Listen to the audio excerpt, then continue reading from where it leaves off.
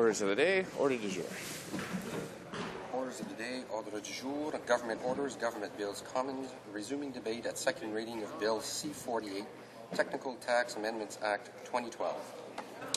Resuming debate, the Honourable Member for Northumberland, Quinte West. Thank you very much, Mr. Speaker. I am pleased to be able to participate in this important discussion. And I want to speak to the matter of taxes generally as opposed to specific elements of this bill, as my other colleagues will do so also. Creating jobs and growth in our economy is the government's top priority. Rest assured, we are working on a number of fronts to create optimal conditions for sustainable growth. We are making it easier for Canadian businesses to successfully compete in the global economy and more attractive for others to invest in this country, with the end goal of obviously being more jobs for Canadians and a healthy and thriving economy. Key among the strategies we are employing is our government's low-tax plan for jobs and growth that has made Canada the best place in the world to invest. It began in 2007 when Parliament passed a bold tax reduction plan that started us down the road to branding Canada as the lowest tax jurisdiction for business investment. At the same time, our government also encouraged the provinces and territories to collaborate in supporting investment, job creation, and growth in all sectors of the Canadian economy by establishing the goal of a 25% combined federal-provincial business tax rate. Today, we have made substantial progress towards that objective. The final stage of Canada's incremental reduction in federal business tax rate came into force on January 1, 2012. These substantial tax reductions have lowered the federal general corporate income tax rate from 22.12% in 2007 to 15% in 2012. Also in 2012, the last of the provincial general capital taxes will be eliminated.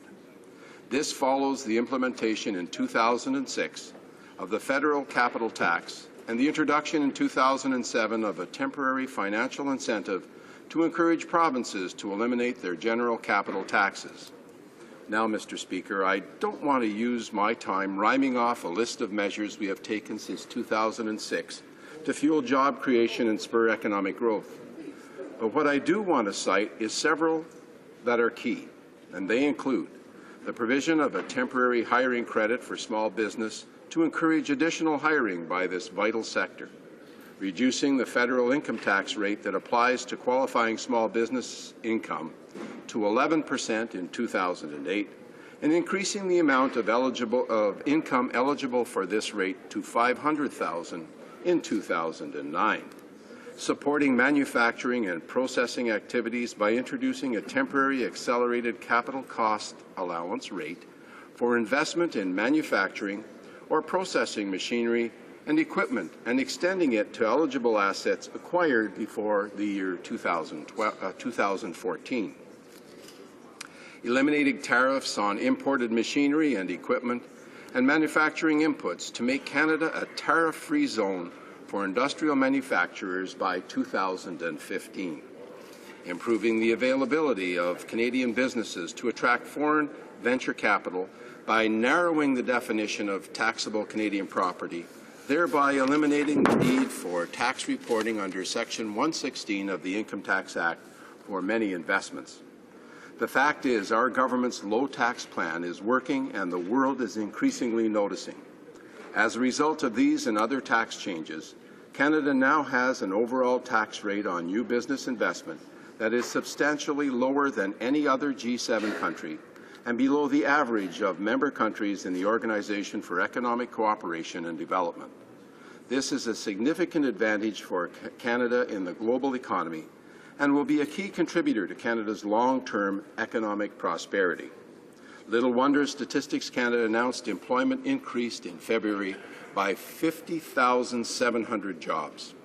February's strong growth and the over 950,000 net new jobs created since the depth of the global recession in July of 2009. And, Mr. Speaker, it's important to note that 95% of these are full-time and nearly 80% in the private sector. These are positive signs that we are on the right track for Canada's economic growth. Indeed, Canada has the best job growth record among the G7 countries in recent years, and we don't intend to stop there, Mr. Speaker. The next phase of Canada's Economic Action Plan is continuing our efforts to preserve this country's advantage in the global economy and to strengthen the financial security of Canadian workers, seniors and families, and to provide the stability necessary to secure our recovery in an uncertain world. As you know, Mr. Speaker, Canada weathered the global economic and financial crisis well, particularly when compared to most other developed nations. At the same time, Canada is not immune to the challenges that emanate from beyond our borders. That is why I was extremely pleased to note that as he prepares Budget 2013, the Minister of Finance has stated clearly that this is not the time for dangerous new spending that will increase deficits and raise taxes. In uncertain times such as these, the most important contribution the government can make to bolster confidence and growth in Canada is to maintain our sound fiscal position. That means maintaining our focus on fostering prosperity for Canadians and their families by growing the economy and helping to create high-quality jobs. In other words, we've got to do everything we can to keep taxes low for Canadian families and businesses. Since there's only one level of taxpayer, all governments must work together to ensure Canada's fiscal house is in order and to return to balanced budgets and to prepare for a future economic turmoil. And it is important to add that balanced budgets are not important for their own sake. They are important for what they make possible and for what they avoid. Reducing debt frees up tax dollars that would otherwise be absorbed by interest costs. These dollars can be then reinvested in the things that matter most to Canadians: health care, public services, and, of course, lower taxes. Reducing debt keeps interest rates low, encourages business to create jobs, and invests in our future. It preserves the gains made in Canada's low-tax plan, fostering long-term growth, and will create more and better-paying jobs for Canadians. Canadian tax reductions that play an important role in supporting economic growth are those that enable businesses to invest more of their revenues in their own operations. Such investments boost efficiency and productivity. It is this productivity growth that allows businesses to hire additional workers or to offer higher wages in order to expand production and earn more profits. Mr. Speaker, our government is committed to lower taxes for all Canadians, and that is why we intend to introduce broad-based tax relief with more than 140 tax reductions, such as lowering the GST from 7 to 6 to 5% and introducing the tax-free savings account. Our strong record of tax release is saving the typical Canadian family of four over $3,100 each and every year. What's more, Mr. Speaker, our government has been aggressive in closing tax loopholes used by a small group of taxpayers to avoid paying their fair share of taxes. Ensuring tax fairness helps keep taxes low for all Canadians and their families. And I encourage all members to support this legislation before us today and to help create a better tax system and greater fairness for all Canadians. And, Mr. Speaker, thank you very much for this opportunity to discuss what to many people are some very technical tax changes, but in the end, the simple way of explaining them to average people like me is to simply state we're making the system better, we're making the system fair, and we want to make sure that those people who utilize tax loopholes unnecessarily, which causes the rest of us to pay more taxes, we're going to close those, Mr. Speaker, so that we can continue to create lower taxes and to make Canada just a better place in which to live and to raise a family. Thank you, Mr. Speaker, and I look forward to answering any questions that may be posed. Questions and comments? Questions et commentaires. L'honorable député de Beauport. The Honourable Member for Beauport-Limoilou. Well, thank you very much, Mr. Speaker, and I'd like to thank the member for Northumberland Quinte West for his apology of all of the accomplishments of the government. He's very off track on C-48. We can agree with that, but there is an aspect of his speech that caught my attention. Tax cuts for corporations, where, in his view, that will enhance investment. There are very worrisome symptoms that we've seen in recent years is the striking increase in tax liquidity that companies are sitting on. The reality is, Mr. Speaker, that it's almost the equivalent of Canada's federal debt. So how can my colleague opposite explain the lack of investment by private corporations, and how can he explain that reality and the dangers, in fact, that it represents? Northumberland Quinte West. Well, thank you, Mr. Speaker, and I'd like to thank my honourable friend for his question. And it's a very good question. And he's right, Mr. Speaker. There is a lot of potential. There is a lot of money out there, liquid assets that we want to see invested in the Canadian company or in the country of Canada. Mr. Speaker, if we make Canada a fertile place in which to grow your business, and that we've already done by our low tax scheme, both for the average Canadian, the people who work in these countries, for these companies, we encourage these companies to invest. But quite frankly, it's the global economic uncertainty that we see that is prohibiting these companies from investing these funds. But if we take a look at some of the recent statements from the president of Cisco Systems, he said Canada is one of the best places to do business. So what we're doing, Mr. Speaker, is we're setting up a system so people will invest in Canada. Honourable member for Kitchener Centre. Thank you very much, Mr. Speaker, and I want to begin by thanking my colleague for his obvious enthusiasm for these measures and for explaining them in a manner that people watching across the country can easily understand. And I want to say that in the last number of years, on occasion, I have had to look some of my constituents in the eye and explain to them what the government is doing to get their jobs back. And I often think that my opposition colleagues across the way have never had that opportunity because all they seem to want to do is pile on taxes to corporations and make them less competitive and drive them out of the country. And so I'd like to ask my colleague how he would compare and contrast the tax policies of our Conservative government with those that are likely to occur if the opposition ever managed to be in a position to govern. The honourable member for Northumberland Quinte West. Well, I'd like to thank my honourable friend and caucus mate for his question. Yes, there is a distinct difference between this side of the House and that side of the House. We look to lowering taxes. We look to incent businesses, especially small and medium-sized enterprises, to create the jobs. Indeed, small and medium-sized enterprises are the engine that is driving our economy right now.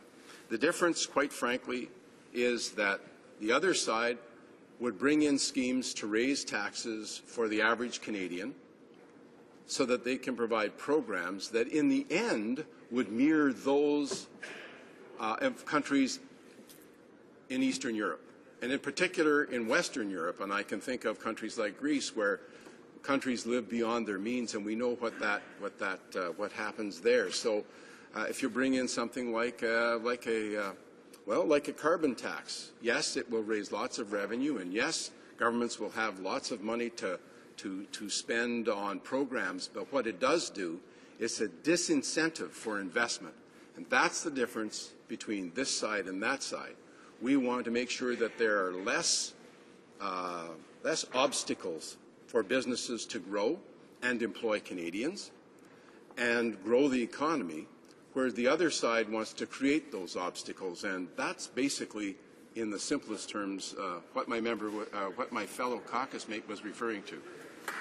Reprise du débat, resuming debate. L'honorable député de Saint-Jean. The honourable member for Saint-Jean. Thank you very much, Mr. Speaker. And I'm very happy to have this opportunity to speak to Bill C-48, which is the 2012 Technical Tax Amendments Acts. It amends a number of acts, the Income Tax Act, the Excise Tax Act, the Federal Provincial Fiscal Arrangements Act, the First Nations Goods and Services Tax Act, and related legislation. So, of course, this is a huge bill. There are some 1,000 pages in it. It's highly technical for the most members of Parliament who are not tax experts, like me. The objective of Bill C-48 is to implement changes that have been put in place over the past several years, if not decades. It's an important bill. It's quite a large bill. And I must point out that it deals with a single topic, which is not the case with the other mammoth bills that we've had in front of us. Bill C-38, C-45, for example, that dealt with the issues that were unrelated and which were put together in a really highly questionable way. So for Canadians, this is an important issue because it's March and all of us are looking at filling out our tax forms. And I would say that people are not against the idea of paying taxes. However, sometimes they're disgusted with the way that taxes are being used at all levels of government. In particular, we can think of what's happening with regard to Quebec, and I'm thinking of many people in my riding following the Charbonneau Commission and the investigation in Quebec on the way that their provincial and municipal taxes have been misappropriated by the creation of infrastructures following wrongdoing and corruption. Canadians, and I think it's particularly true in this case of Quebec. They're disgusted with the way that our taxes are being used inappropriately and incorrectly. Other than this, I would say that when taxes are used properly, for example, to increase infrastructure, Canadians are pleased to participate in this effort, which is a national effort. And in fact, they're even asking us to do more for infrastructure. Obviously, even if we can be pleased with good measures that are finally being integrated in Canadian tax legislation, we are concerned, however, by the scope, as I mentioned, of a bill that has nearly 1,000 pages to it, and it reveals the fact that the government, and this is true for all governments, but this government in particular, and it should better manage the tax system and ensure that legislation to adopt tax proposals are regularly introduced. And in fact, if we look in this case, we can see that the last technical bill was adopted in 2001, and the update in October 2009 by the Auditor General of Canada at the time, Madame Sheila Fraser. She said that she was concerned by the fact that 400 amendments to the tax system were not adopted, even if 200 of these amendments are now being introduced through this bill, C-48. There are hundreds of others, however, that have yet to be adopted. So obviously this is a bill that includes various measures that are quite interesting. For example, in Part 6, which deals with pro forma changes to the excise tax to concern repealing a measure that has been not used since 1999. And in Part 7, the authority of the minister to amend administration agreements is included, and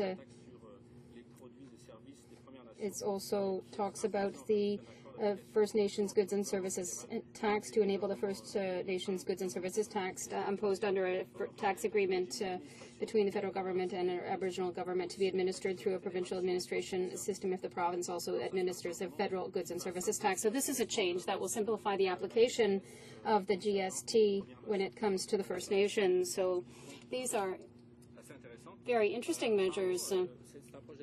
This is a bill that also has a very important aspect for Canadians, and not just for Canadians, but overall, in fact, globally, for everyone, and that is the issue of tax evasion. And my colleague who spoke previously talked about Greece, and one of the main problems that occurred in Greece was not necessarily mismanagement, but it wasn't necessarily that Greece was living beyond its means, but rather there was a level of tax evasion that was incompatible with the input that should have been normal in a country that wants to do well and have a tax level that is at a certain level in order to be able to pay for products and services that all governments must provide. And when there is a level of tax evasion that is too high, then this has a direct impact on services to the public. We're talking about essential services, and we saw this in Greece. In fact, this is a serious problem, and there's a certain number of social issues that have been the direct consequence of tax evasion there. And I think that all reasonable people will agree that all amendments allowing for the increase in tax revenues and the discouragement of tax evasion will ensure the integrity of our tax system, and this is a good thing, and therefore it's necessary to adopt them as quickly as possible. Furthermore, the vast majority of these measures are already applied and have been for a number of years, because it is quite frequent that fiscal measures take effect as soon as they are proposed. We in the NDP, what we believe is that the repression of tax evasion and tax avoidance should be a priority for all responsible governments with integrity, and that is what we will do when in 2015 we will form the government. We will therefore work hard to ensure that we repress even more tax evasion and make this a priority. I must also say that my colleagues who sit on the Standing Committee on Finance, the NDP colleagues who are members of that committee, have constantly, since the beginning of this new Parliament, put pressure on the committee for it to conclude its study on tax evasion. So one of the questions that we have is, how can we fight effectively against tax evasion? Well, we need to use measures with regard to Canadian multinationals that have foreign affiliates, and we have to impose limits with regard to the use of tax credits. I would like also to say this.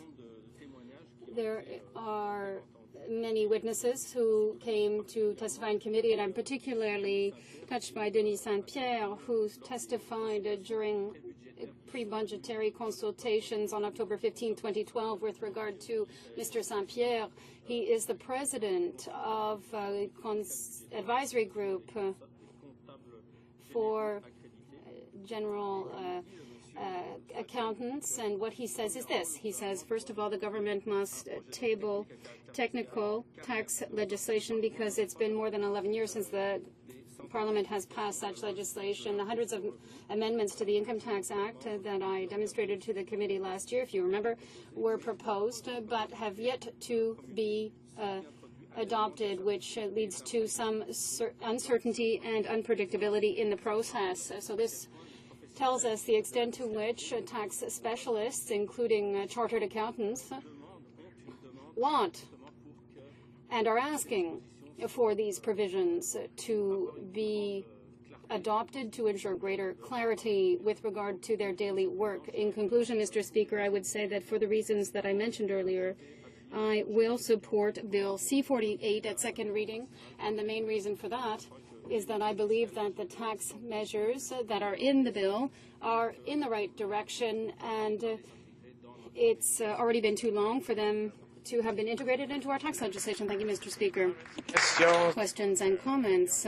For Northumberland, Quinte West. Well, thank you very much, Mr. Speaker. And I was listening to my friend across the way, a person I have a great deal of respect for, and He mentions he's going to support the bill.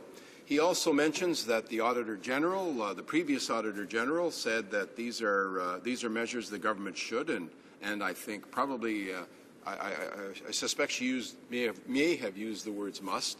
And he mentions, of course, the Certified General Accountant's deposition before the Finance Committee, and they all say these things should be done in an expeditious manner. And he does also say that he's going to support the bill. But I do notice, Mr. Speaker, if you permit me, I do notice that this bill has been before the House and debated here for some 100 days. So if you're going to support the bill, if you mention people who have stated that we need to get on with this and get these tax measures completed and passed and enacted as quickly as possible, then why are we here in this House for now going on to over 100 days? What's the explanation for that if it's so important and if we should do it and if it's in the right direction, as the member stated? L'honorable député de The Saint-Jean. Honourable Member for Saint-Jean. Thank you, Mr. Speaker, and I want to thank my colleague, and I share completely his concerns, and I also congratulate him for the work that he does with us on the Standing Committee on National Defence. And in fact, this bill, as he probably knows, is a bill that is 1,000 pages long, and in those 1,000 pages there are many provisions that deal with the various aspects of the tax system, and I think it's important in our parliamentary system and our political system to ensure that all MPs who want to have the opportunity to speak on a specific aspect of those 960 or some odd pages can do so and have the time to do so and to express specific opinions that are perhaps geared to one specific provision of the bill. As he has noted, this is a very complex bill. It is also very technical. Pierre Boucher. Honourable Member for Longueuil-Pierre Boucher. Thank you, Mr. Speaker. I want to thank my colleague for his speech, and I'd like to ask the question, does he not see that we're not all tax experts, and it would be good to share this information more frequently instead of waiting such long periods of time and then coming out with something that's 1,000 pages long? The Honourable Member for Saint-Jean. Thank you, Mr. Speaker. Obviously, my colleague is quite right in saying this, and there are different speakers who have also mentioned the same thing.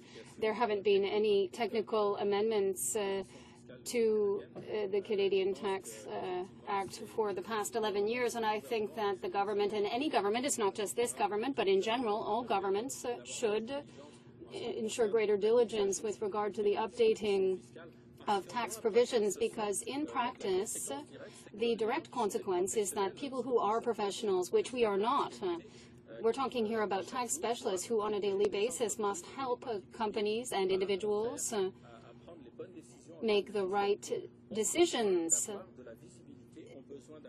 in this area. They need to have clarity and vision, and the fact that over a decade has been waited for these amendments to be legislated means that there is a lack of clarity and predictability for clients. Questions and comments? There is time for a very brief question. The Honourable Member for Beauport-Limoilou.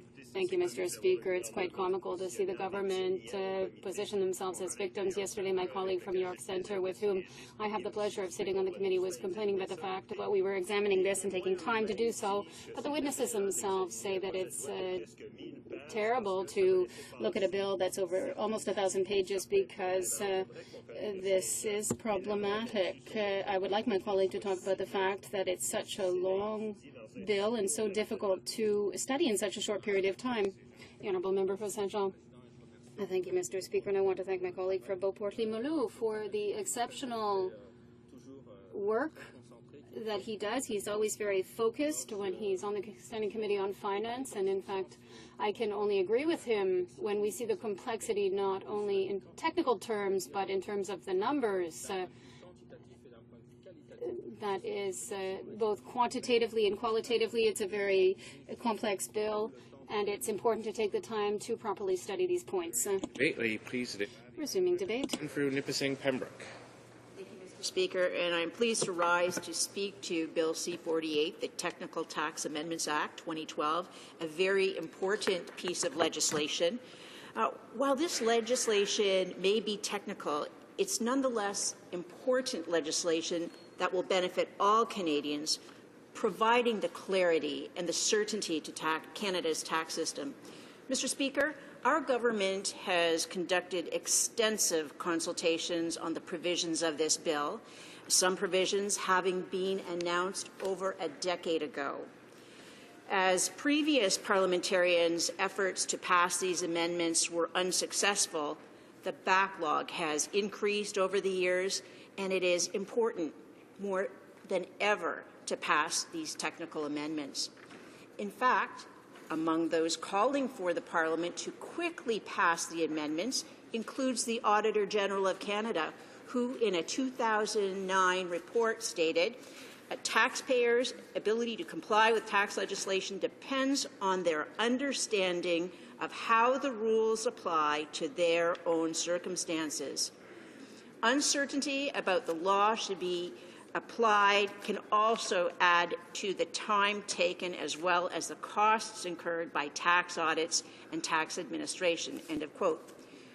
I couldn't agree with the Auditor General more, but Mr. Speaker, it's not just the Auditor General that's saying this, it's all the other parties in this House, as the bill has all party support.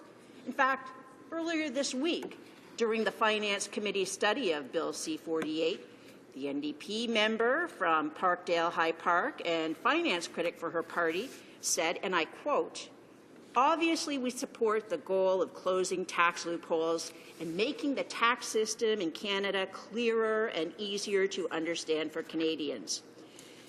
In fact, the NDP finance critic even went further on C-48's first day of debate, saying, "The official opposition, New Democrats, will be supporting the bill."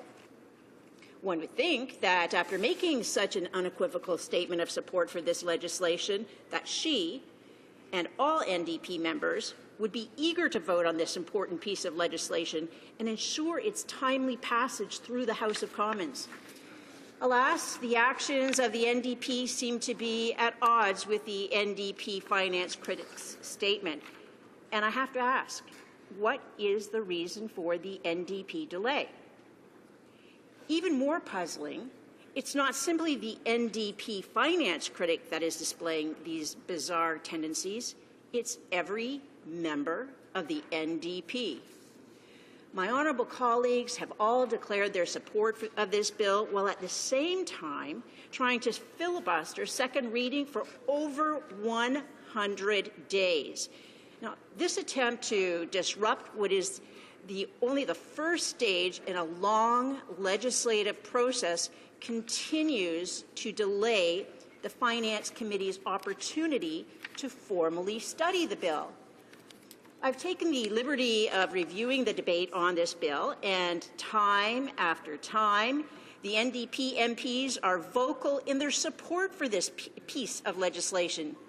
For example, the NDP member from Rimouski, Nejet, Nemaskwata, Les Basques said, "We will support this bill because it eliminates some tax loopholes and other measures that lead to fiscal inequity." The NDP from Beauport-Limoilou said, "It will be a great pleasure for me to support this bill." And the NDP member from Manicouagan said, "We support the changes this bill makes, and particularly those aimed at reducing tax avoidance." Now, this sentiment was echoed by the NDP member from Surrey North, who said, "We support the changes being made in the bill, especially those aimed at reducing tax avoidance." The NDP member for London Fanshawe said, "The bill makes important and long overdue changes to the tax laws," and then went on to say, "New Democrats support the bill." The NDP from Algoma, Manitoulin, Kapuskasing said, "As the House is aware, the New Democrats are supporting the bill. The NDP member from Scarborough Rouge River even highlights that her reason for supporting the legislation is because many of the provisions have already been announced, declaring, once they've been announced, people accept them as adopted. It's for these reasons that we are supporting the bill. Mr. Speaker, these kinds of comments from the NDP continue and continue. The NDP member after NDP member all voiced their support for this piece of legislation, which has been in Parliament for over 100 days. And you know what, Mr. Speaker? All of these statements of support came on the very first day of debate alone. Yet over 100 days later, we're still debating the bill at second reading. This is simply unbelievable. Why would members of the NDP support the legislation and not ensure its passage at second reading to Finance Committee for closer examination by their own NDP colleagues? One wonders what the NDP hopes to gain by prolonging the debate. Again, perhaps they're unaware that many of the measures have already undergone extensive debate in this House. In fact, C-48 has been before Parliament for 5 months now, as it was introduced in November of last year. Do you know what this means, Mr. Speaker? Clearly, the NDP don't, so I will spell it out for them. It means, and let me state again, the House of Commons has had over 100 days to examine and debate this bill at second reading stage already. Wow. We've already had days and days of debate, heard hours and hours of speeches, but what has all this debate yielded from the NDP benches? As I've highlighted above, repetition upon repetition of support and praise for this legislation. Well, if they truly do support it, I plead with the NDP. Let's not stall second reading debate. Let's work together and pass this important legislation that will help Canadians. Let's make Parliament work. And that would be an important change for the NDP. As the NDP have repeatedly shown, they have a track record of delaying and opposing legislation that would be beneficial to Canadians. For an example of this, we need to look no further than our Conservative government's Economic Action Plan, the legislation in these recent years. What's more, the NDP has shown time after time they would prefer to vote against tax relief measures that help Canadians and our economy, like the hiring tax credit for small business, the introduction of the tax-free savings account. They even voted against a reduction to the GST of 5%. But wait, Mr. Speaker, we all know what the NDP do support, a carbon tax. And I find this very puzzling. In one hand, the NDP would gladly support a reckless $21 billion carbon tax that would raise the price on essential goods and services for Canadians, but would stall well-reasoned and thoroughly examined legislation like C-48. And while the NDP find these partisan procedural games amusing, Canadian taxpayers and businesses waiting for these technical amendments to be passed certainly do not. Despite the NDP's bizarre position on this bill, Canadians can rest assured that their Conservative government will work to ensure Bill C-48's passage through Parliament so that taxpayers' confidence is not lost in Canada's tax system. Thank you, Mr. Speaker. Questions and comments? Questions and commentary. The honourable member for Newton North Delta. Thank you, Mr. Speaker. It was very hard to sit here and listen to a comment that parliamentary democracy, where we debate legislation, which is the duty of parliamentarians, is somehow considered as standing in the way of legislation passing. And this from a government, or a member from a government, that has moved time allocation and cut off debate on critical issues to prevent fair discussion by parliamentarians and have prevented parliamentarians from doing their due diligence when they look at the budget and other pieces of legislation. So my question to the honourable member across the way is, this is a critical piece of legislation. Obviously, the Auditor General wrote about the urgency of these amendments in 2009. He suggested 400 outstanding technical amendments. We only see 200 of these addressed in here. So it took 4 years for this government to address 200 of those, 50% of them. How much longer is it going to take this government to address the rest of the Auditor General's recommendations? The honourable member for Renfrew, Nipissing, Pembroke. Again, Mr. Speaker, these bizarre arguments. On one hand, they're complaining how long this bill is, over 1,000 pages, and now we're hearing somebody who's complaining that not enough amendments are being addressed. As far as debate goes, it's repetition after repetition after repetition. It's any wonder why people are calling them the new Bloc Party. The honourable member for Sudbury. No, Nickelbelt, sorry. Thank you, Mr. Speaker. And talk about bizarre. There's something that's bizarre right there. She should stand up and apologize to every member in this House, to every Canadian, for misleading Canadians. She said that we have been debating this bill for 100 days. I just checked with the tables, Mr. Speaker, and we've been debating this bill for 9 hours. 9 hours. That's a long way from 100 days. In my community of Nickelbelt, miners work longer than 9 hours a day, so we haven't even been debating this bill for a day, let alone 100 days. What a ridiculous statement. And then she went on to talk about the cap and trade, the NDP cap and trade. I have in my hand here a copy of the Conservative platform. And lo and behold, on page 32 of their platform, developing a cap and trade system. What a shame. What a bizarre thing to say on her part. She should stand up and apologize. Hear, hear. The honourable member for Renfrew, Nipissing, Pembroke. Thank you, Mr. Speaker. Again, even before this bill was introduced, it was consulted for literally years in advance with repeated public consultations. On top of that, this bill has been before Parliament for 5 months now, as it was introduced in November of last year.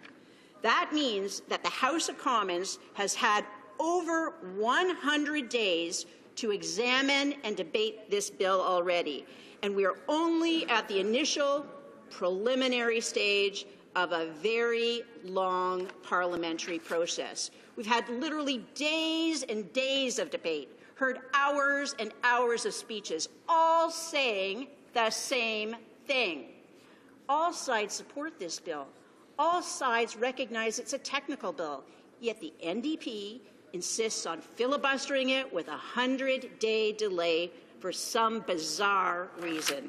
And while the NDP might find these games amusing, Canadian taxpayers and businesses wait.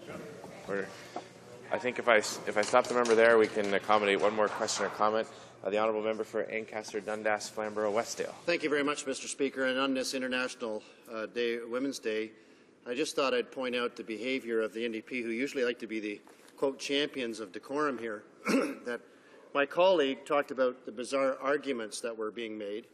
And then the member from the NDP pointed at my colleague and said that that's what's bizarre, pointing to my colleague and saying that she was bizarre.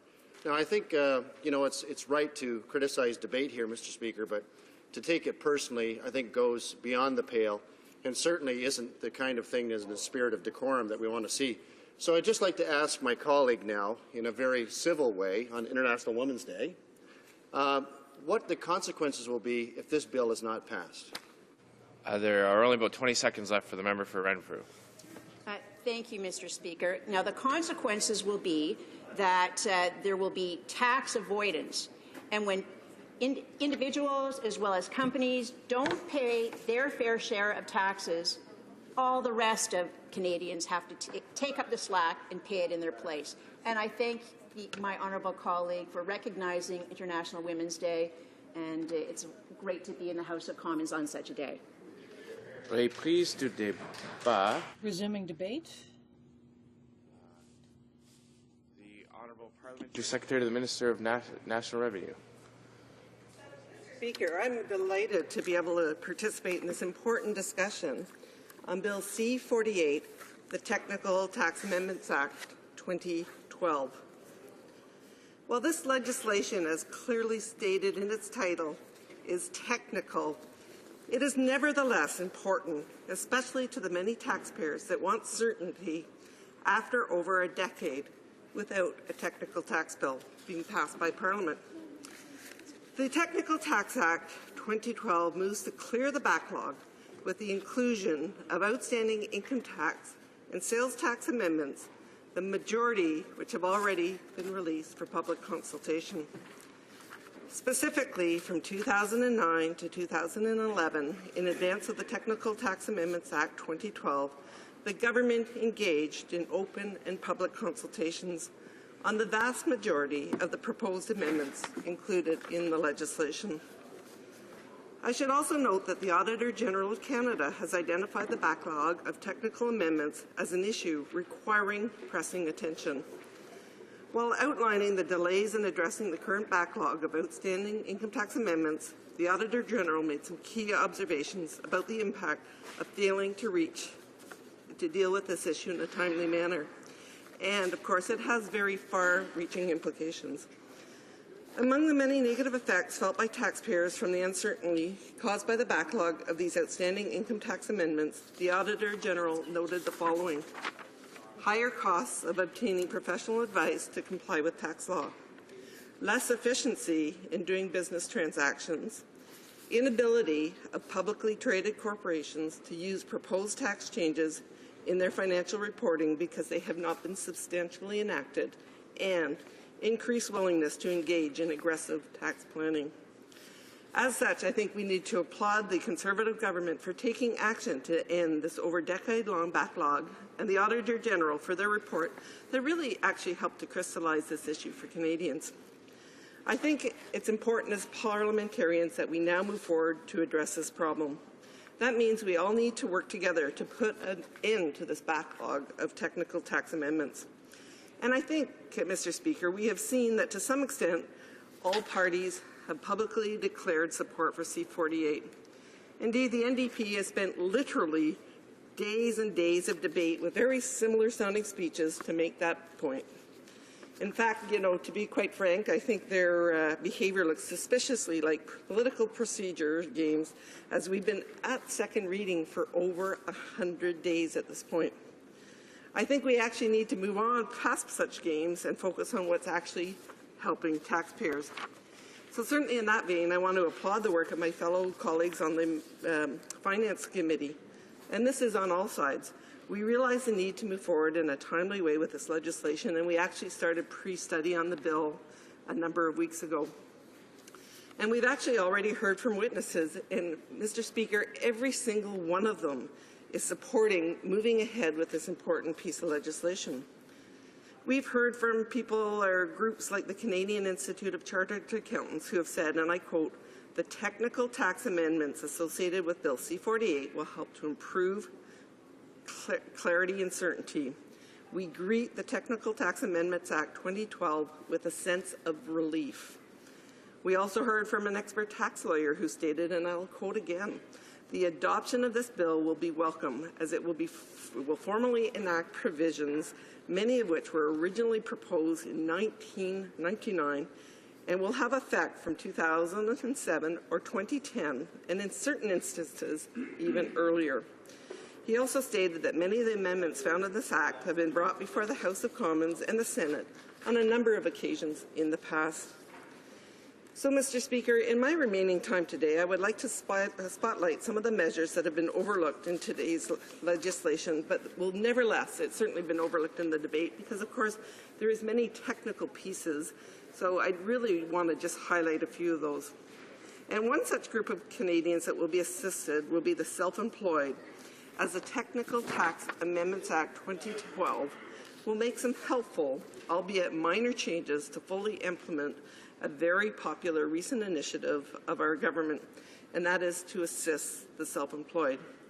And I am referring here to the Fairness for the Self-Employed Act. As parliamentarians may recall, that legislation extended employment insurance special benefits, including maternity, parental, sickness, and compassionate care benefits on a voluntary basis to the self-employed. Thanks to that new initiative, self-employed Canadians will no longer have to choose between their family and their business responsibilities. And I think we can all agree that this initiative was very good family policy. It represents a very significant positive measure for the self-employed. As I also noted earlier, the Technical Tax Amendment 2012 makes some helpful changes to fully implement that legislation. Specifically, the measure in question would amend the Income Tax Act as a consequential enactment to the Fairness for Self-Employed Act in order to provide for a personal income tax credit in respect of premiums paid consisting with the existing credit in respect of employees' EI premiums.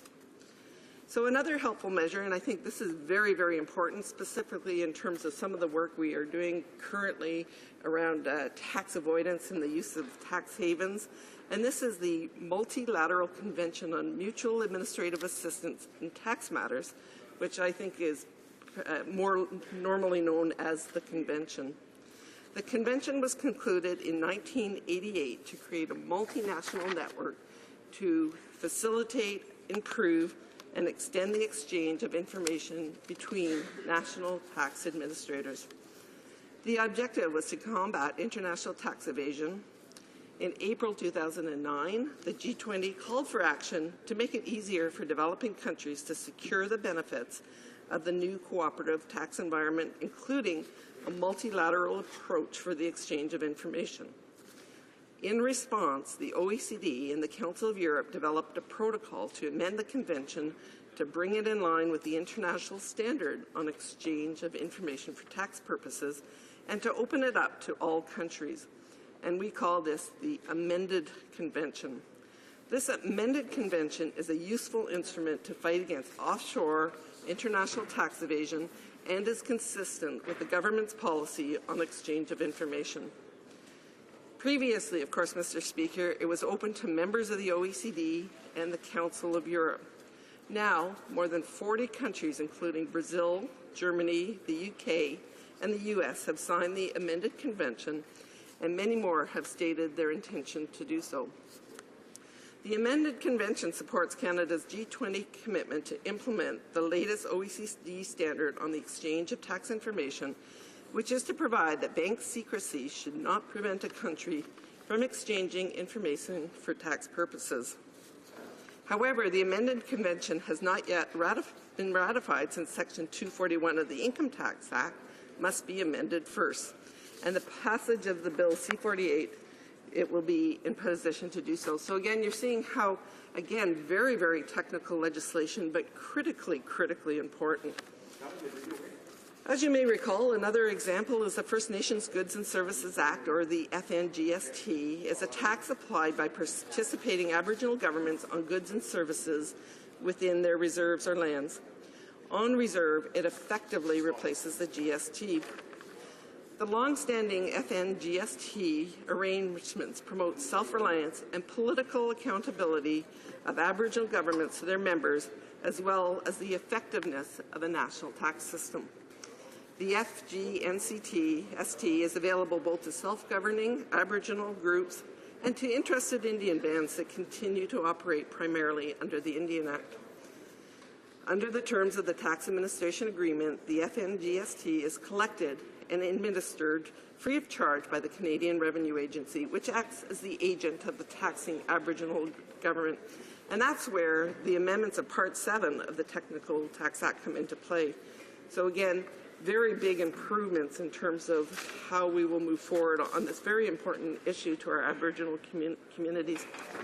In closing, as I mentioned earlier, it has been over a decade since Parliament last passed a comprehensive package of technical income tax amendments.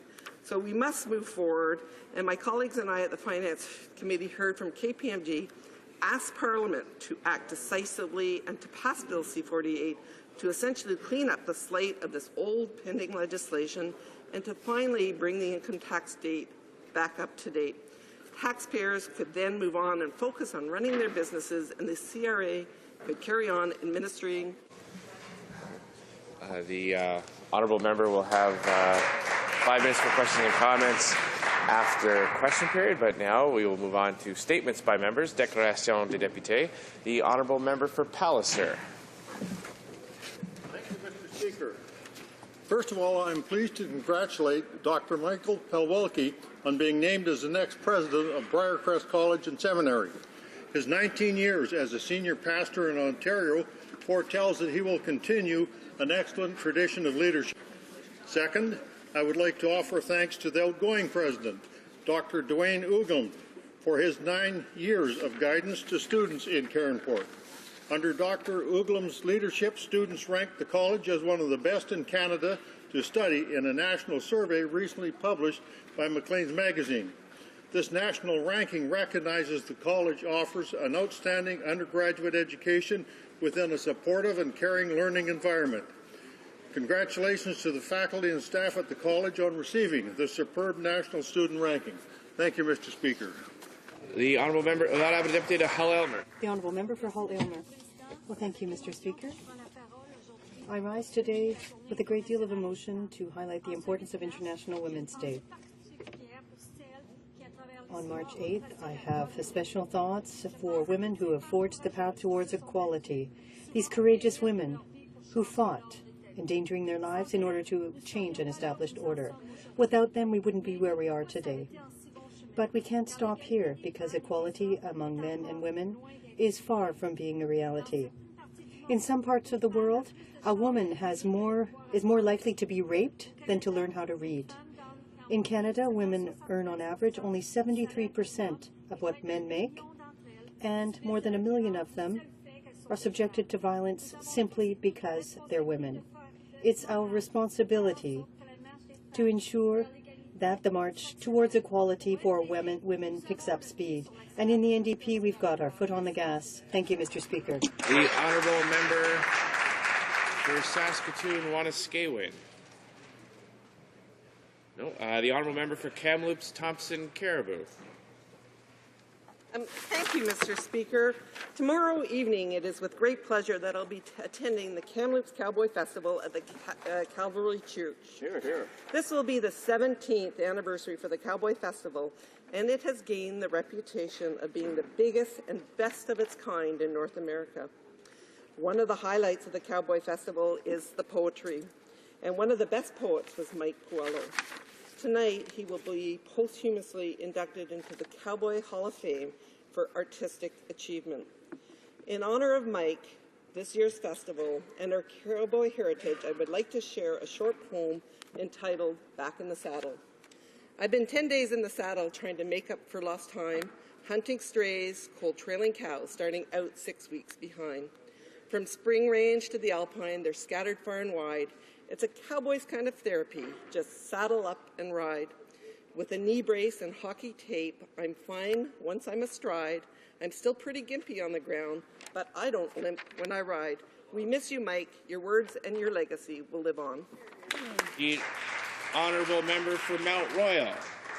The clarion call of the Vienna Conference of Human Rights in 1993 was that women's rights are human rights and there are no human rights without the rights of women. Sadly, on this International Women's Day 20 years later, violence against women remains an overriding global problem. Human trafficking is a multi-billion-dollar industry condemning millions of women and girls to exploitation and servitude.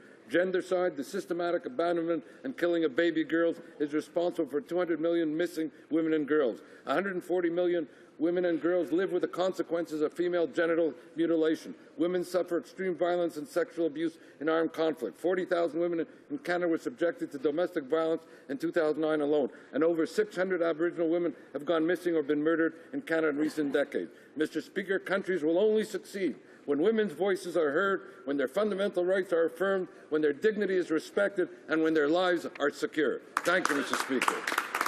The honourable member for Saskatoon-Wanuskewin. This past Tuesday, I presented 4 Canadians with Queen's Diamond Jubilee medals: journalist Barbara Kay, Professor Edward Kruk, Glenn Sheraton, and George Pisker. A 5th recipient, Kristen Titus, could not be in Ottawa for the event. All these people are much deserving recipients for their work to advance the best interests of children through family law and Divorce Act reforms built on the premise of equal shared parenting.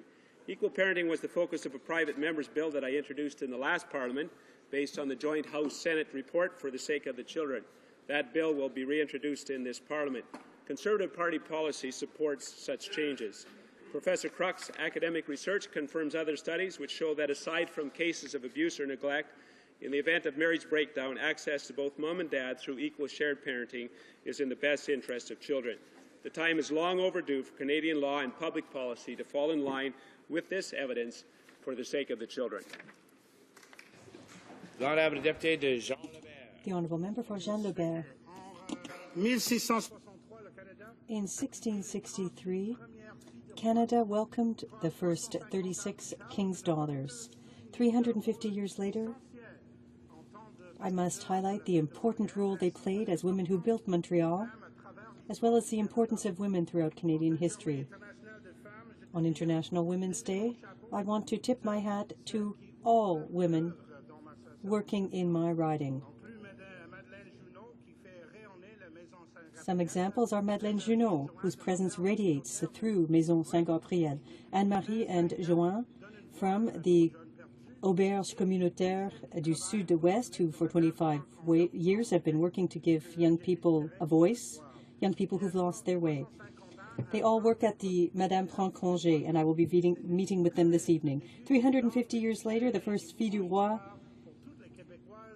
showed the start of a long and moving history for women in Quebec and all Canadians. The honourable member for St. Boniface. Mr. Speaker, I rise today to pay tribute to a wonderful, dedicated senator who is now retiring after 2 decades of service to Canadians and Manitobans. Senator Stratton has been a personal friend and an invaluable mentor to me. We share many of the same interests and passions, ce qui inclut la langue française, including love of the French language. His career as an architect, and after working many years in that field, he became an instructor at the Red River Community College. His commitment to our community evolved, and he served on many boards, including the University of Winnipeg and the United Way of Winnipeg. And in March 1993, he was appointed to the Senate of Canada. Mr. Speaker, for the last 20 years, Senator Stratton has worked tirelessly toward the betterment of Canada, often sacrificing personal and family time in his service to this country. He has done us all very proud, and I'm sure I speak for all of my colleagues here in this House that he will be greatly missed. Yes. And I ask the House to join me in thanking Senator Terry Stratton for his years of service and wishing him all the best in retirement. The honourable member for London West. The legend, and at the same time lost a part of its soul. Stoppin' Tom Connors, a Canadian icon, died too soon. I wish to pay tribute to a man who loved our country as only he could and made us better Canadians for knowing him. Because, Mr. Speaker, he was Bud the Spud from the bright red mud, a trucker and a miner, a tobacco picker from Tilsonburg, a hockey fan no finer, from Sudbury and the nickel mines to hockey night tonight, to Big Joe Mufferaw from Ottawa, and he sure enjoyed the fight. He was every man, he was you and me, he always dressed in black, so you'd focus on his words and not his Stetson hat. And what he said, we understood, because he was so clear that Canada is #1, and for that we'll always cheer. Well, from east to west, from coast to coast, we know you love the game. To us, you've won the Stanley Cup. You'll be in the Hall of Fame. So Stompin' Tom, or Bud the Spud, or by any other name, you're rolling down the highway smiling to the good old hockey game. Thank you, Stompin' Tom. See you around.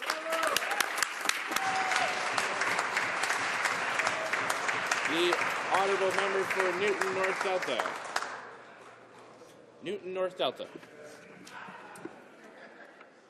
In a country where just 25% of city councillors are women, I am proud to represent Newton North Delta, where 50%, 7 out of 14 of our councillors are women.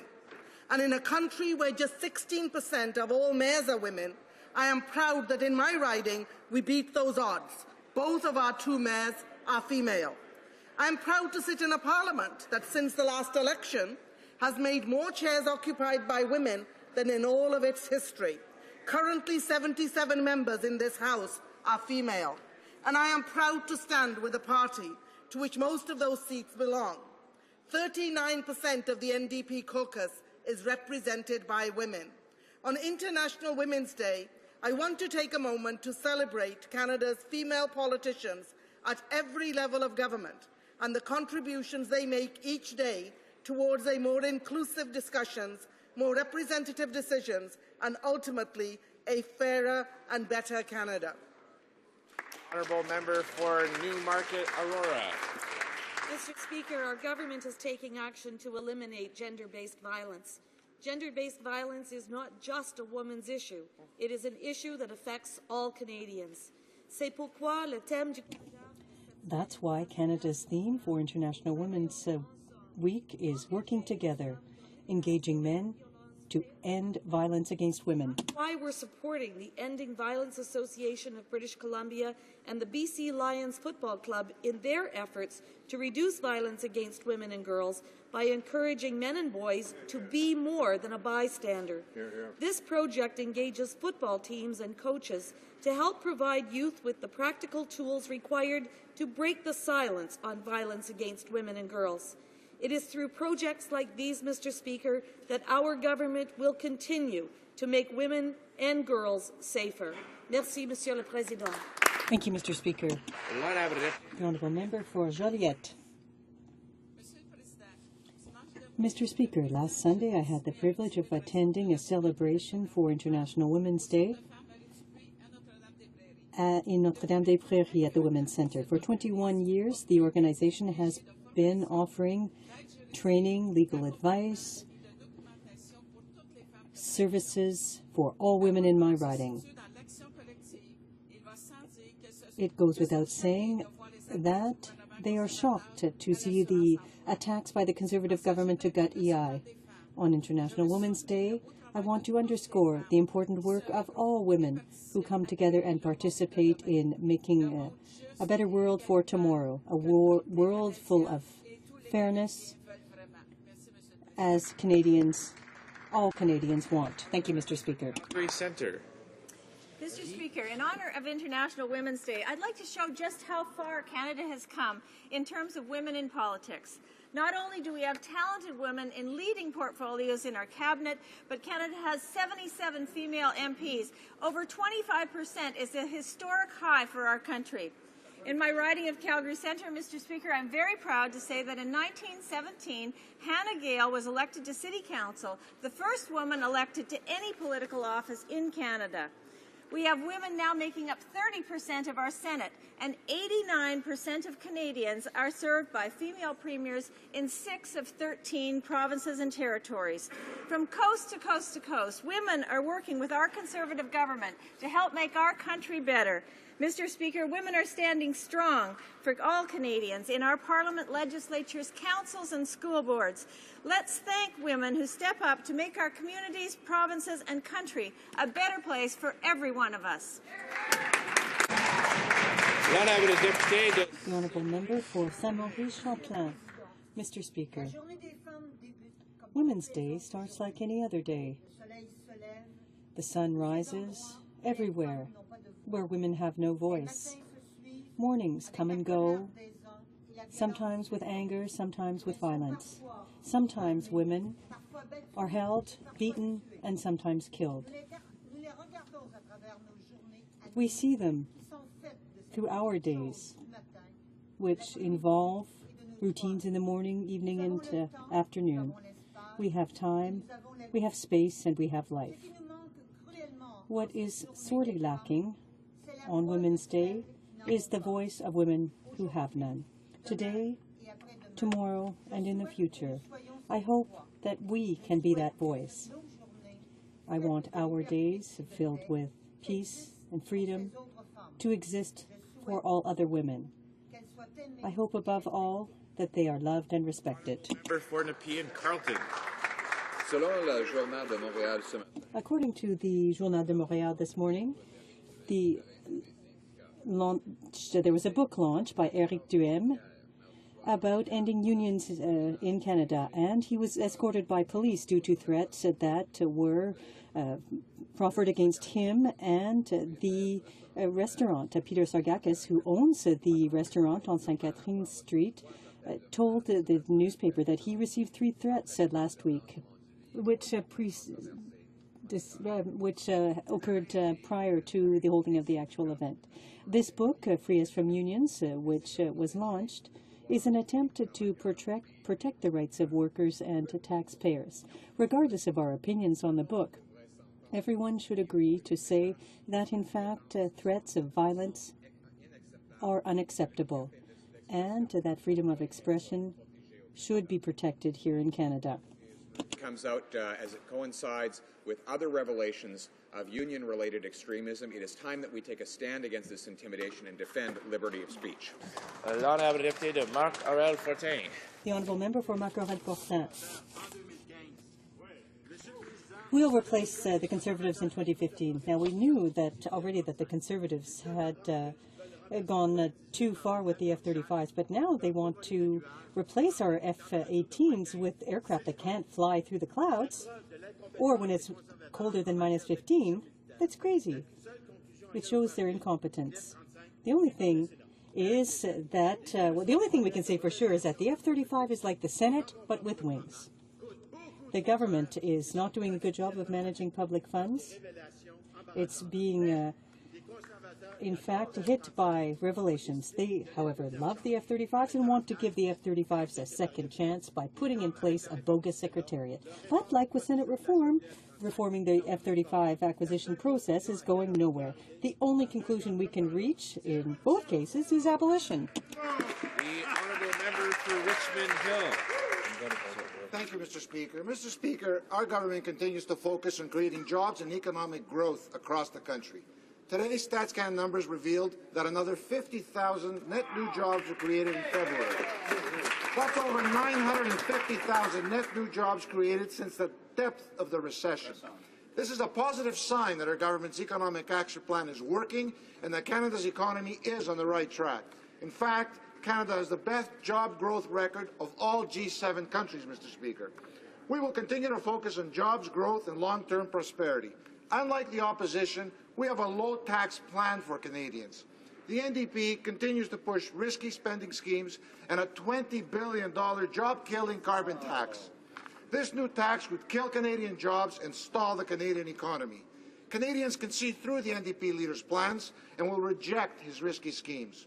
Mr. Speaker, our government will stand up against the NDP leader's job-killing carbon tax and for Canadian jobs and economic growth. Thank you, Mr. Speaker. Oral questions, questions orales. L'honorable député de Hull-Elmer. Honourable member for Hull-Elmer. Mr.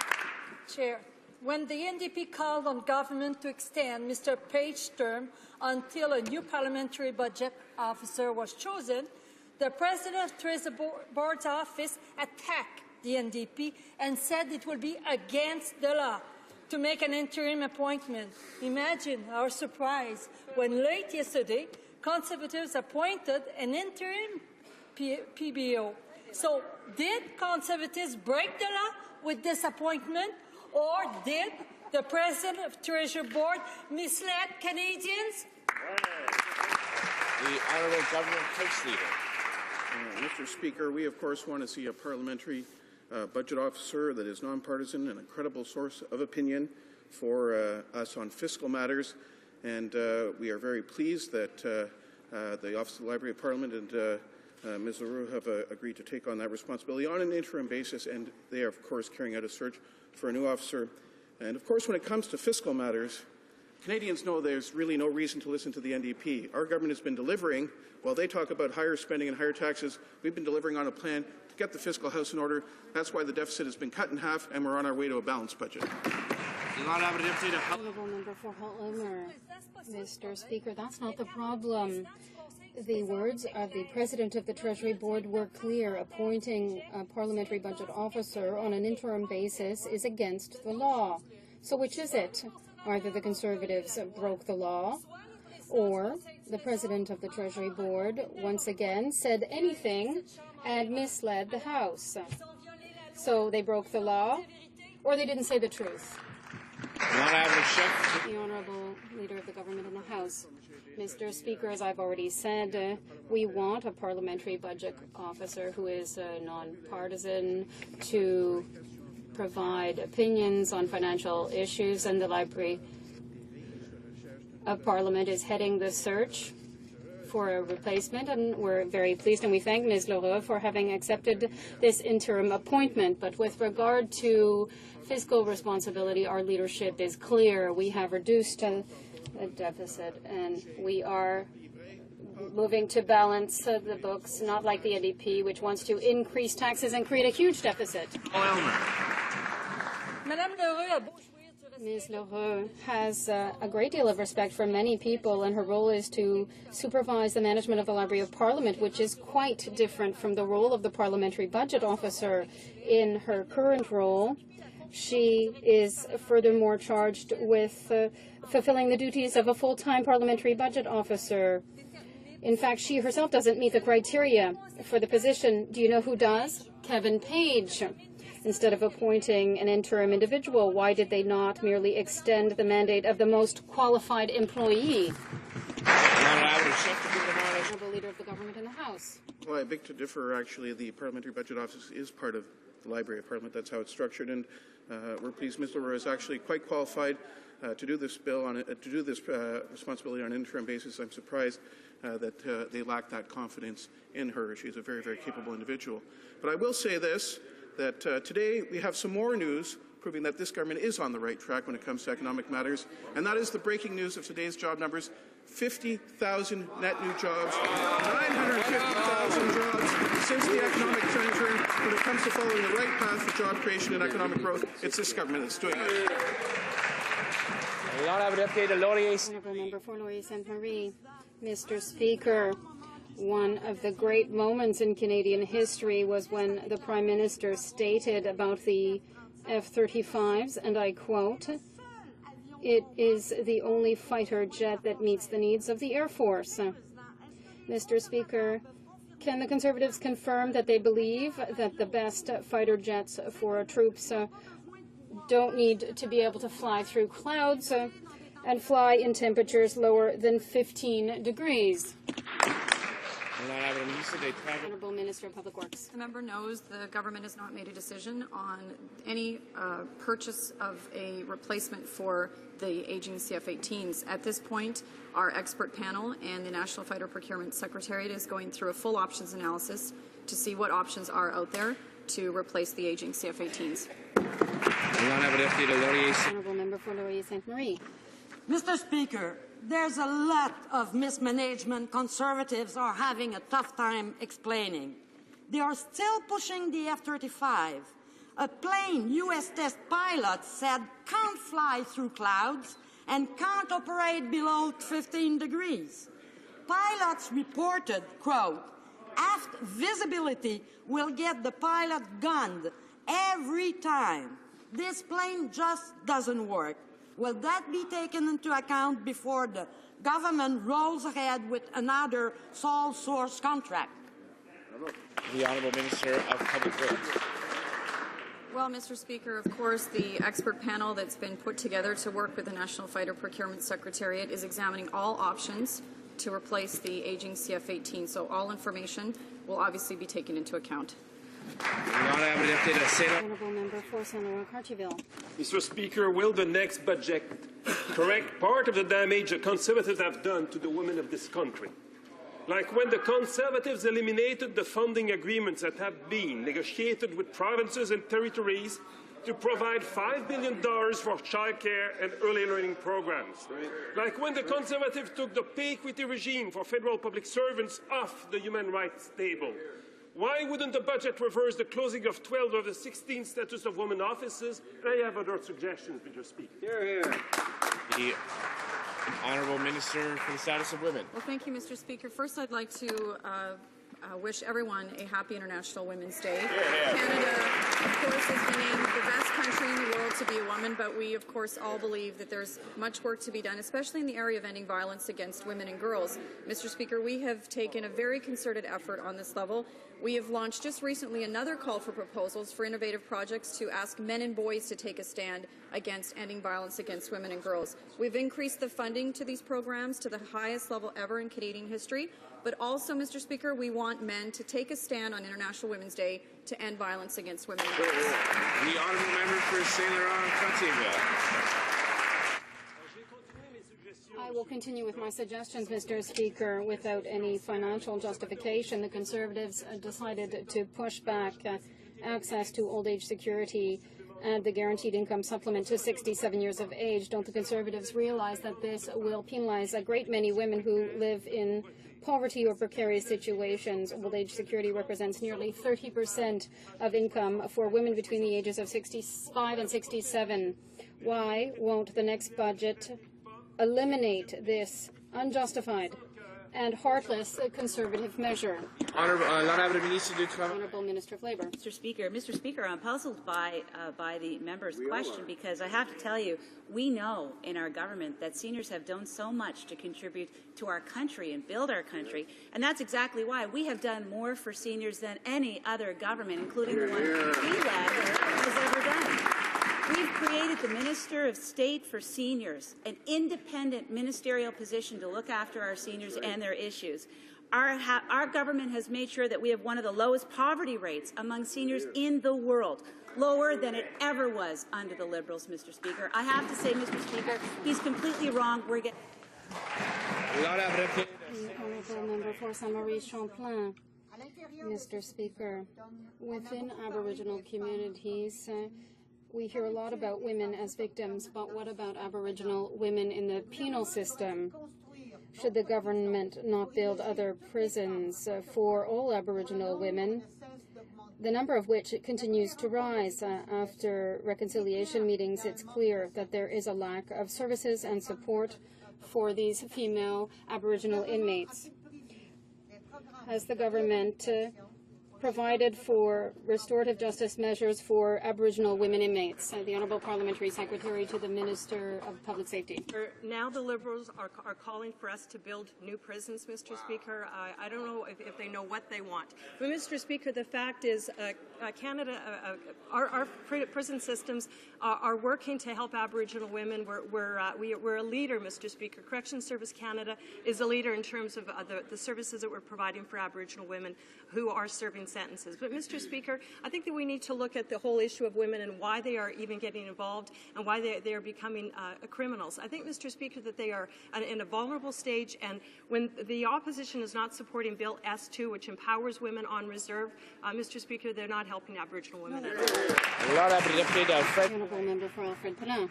It has become increasingly clear Conservatives prefer to keep Canadians in the dark on how public money is being spent. The PBO analyzed the estimates, the cost of the war in Afghanistan, the F-35s. Instead of strengthening the PBO, Conservatives are making it weaker. Instead of welcoming oversight, Conservatives are hiding the numbers. Instead of being more transparent, why are Conservatives breaking their promises? Good question. The Honourable President of the Treasury. On the contrary, Mr. Speaker, we have some very firm rules in this House about the delivery of estimates, public accounts, reports on plans and priorities, various accountability reports by the various departments of the Government of Canada. We adhere to those standards. We are pleased to share those. I tabled the estimates myself just over a week ago, and we will continue to do so. And, of course, the Parliamentary Budget Officer will be a credible, non-partisan choice in the future as well. The Honourable Member for Alfred Pelin. In response to these ineptitudes, I want to quote a document from 2006. It's impossible to ask the government to be accountable if Parliament ignores the state of our public finances. Who said that, Mr. Speaker? Well, the Conservatives did in their election platform. They were only empty words. Instead of strengthening the parliamentary budget officer's powers, they attacked the budget officer and weakened him at every opportunity. Instead of being more transparent, they forced him to go to court to get documents. Why did they abandon their promises to be transparent? Honourable President of the Treasury Board, as I've already said, Mr. Speaker, we want a parliamentary budget officer who is non-partisan and a source of credible opinions on financial issues. And of course, as I've already said, the Library of Parliament is currently seeking a new parliamentary budget officer. The honourable member for Newton North Delta. Again, Conservatives making things up and running full speed away from accountability. Mr. Speaker, yesterday I asked the Immigration Minister about the disappointing numbers around refugee resettlement. But instead of taking responsibility, he just made excuses. Instead of living up to their commitments to increase refugee settlement, Conservatives settled 25% fewer refugees than the year before. They failed to meet even their own targets. When will this minister stop the spin and fix this problem? The Honourable Minister of Citizenship and Immigration. Well, Mr. Speaker, perhaps the member opposite is not aware that by far our largest refugee resettlement program is for Iraqis who were in Syria. There is a civil war in Syria, as a consequence of which we had to shut down our embassy and immigration office in Damascus last spring, thereby effectively suspending the resettlement of our largest refugee program. We're trying very hard to get that back on track by processing out of Amman, Beirut, and Ankara. But, Mr. Speaker, even this government is unable to overcome the problem of the civil war in Syria when it interrupts the processing of those applications. Having said that, we continue to resettle 1 out of every 10 resettled refugees worldwide and lead the world in per capita terms. The honourable member for Newton North Delta. They failed to make their own settlement targets, but all we get are more excuses and much more spin. Mr. Speaker, for some reason, the minister still refuses to meet with leading Syrian Canadian organizations. He won't meet with the Syrian National Council, the Syrian Canadian Council, the Syrian Expatriates Organization, Canadian Relief for Syria, Syrian Students Associations, or Watan. The Syrian refugee crisis is worsening. Why won't the minister meet with these groups? Minister of Citizenship and Immigration. Well, Mr. Speaker, I don't think anyone could criticize me for having met with an inadequate number of Canadian cultural communities and organizations.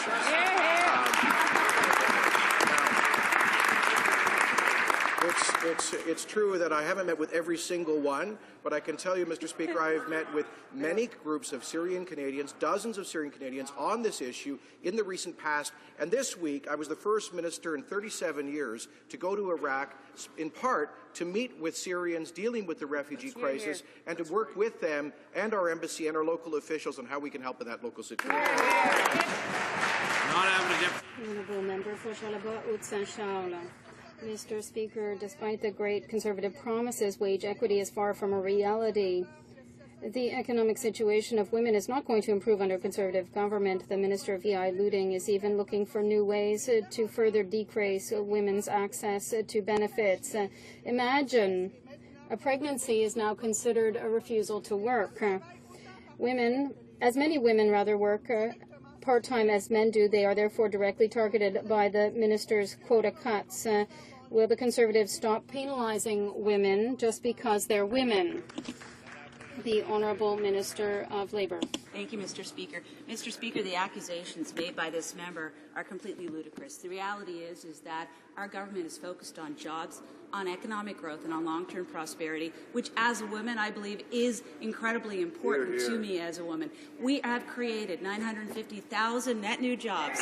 Our unemployment is 7%. These are all positive factors that help us all, including my gender. But more specifically, Mr. Speaker, I have to tell you that I'm very proud of the work that we've been doing with employment insurance to ensure that the product is there for people when they need it most, when they need it when they lose their jobs, through to circumstances not due to their own. The Honourable Member for Rivière, Demille-Île. The Minister of EI Looting wants to fix something that is working. $2 billion are transferred to the provinces for training programs, and this helps the unemployed develop skills to find new jobs. Everybody agrees on this, but once again, the Conservatives are cutting a program that works. Mr. Speaker, why not simply renew the transfers for training? The Honourable Parliamentary Secretary. Thank you, Mr. Speaker, and we can say that this government has done a lot for skills training for the labour force. I want to mention a few programs that we've created, such as apprentice training program, which the NDP voted against, incentive for apprentices, the NDP voted against, and the tax credit for apprentice training program, the NDP voted against it. Furthermore, this government has just created another 50,000 new jobs. That gives us a net of 950,000 jobs for the country since the recession. Thank you. The Honourable Member for Joliette. Thank you, Mr. Speaker. Still the same answers. The Minister of EI Looting has never set foot in Joliette. Order. The Honourable Member for Joliette. But she sends inspectors to spy on the unemployed, close Service Canada offices in the region, and she's cutting training programs for the unemployed, and she claims that she's improving our regional economy with her reform. If she knew how our seasonal industries worked, she would know that they work rather well. Why does she want to punish those losing their jobs? Where will the Conservative policy to abandon the regions go? The Honourable Minister of Labour. Thank you, Mr. Speaker. Mr. Speaker, in the spirit of International Women's Day, I'd like to remind my counterpart on the other side that calling ministers names which are not their positions does not help decorum in this House.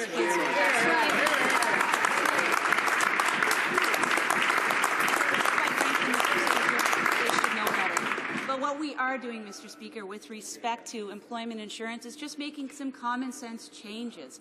The context of the program is not changing whatsoever. We want to connect Canadians with available jobs, indeed, available jobs that we've created since 2009, 950,000 net new jobs. We want to provide them information and get them back to work. Honourable Member for Gatineau. The minister to go look at the rates in my region, which went up. So anyway, according to report just days before a 1.8 billion... Order. Order. The Honourable Member for Gatineau has the floor. Oh, we'll get to that conversation later.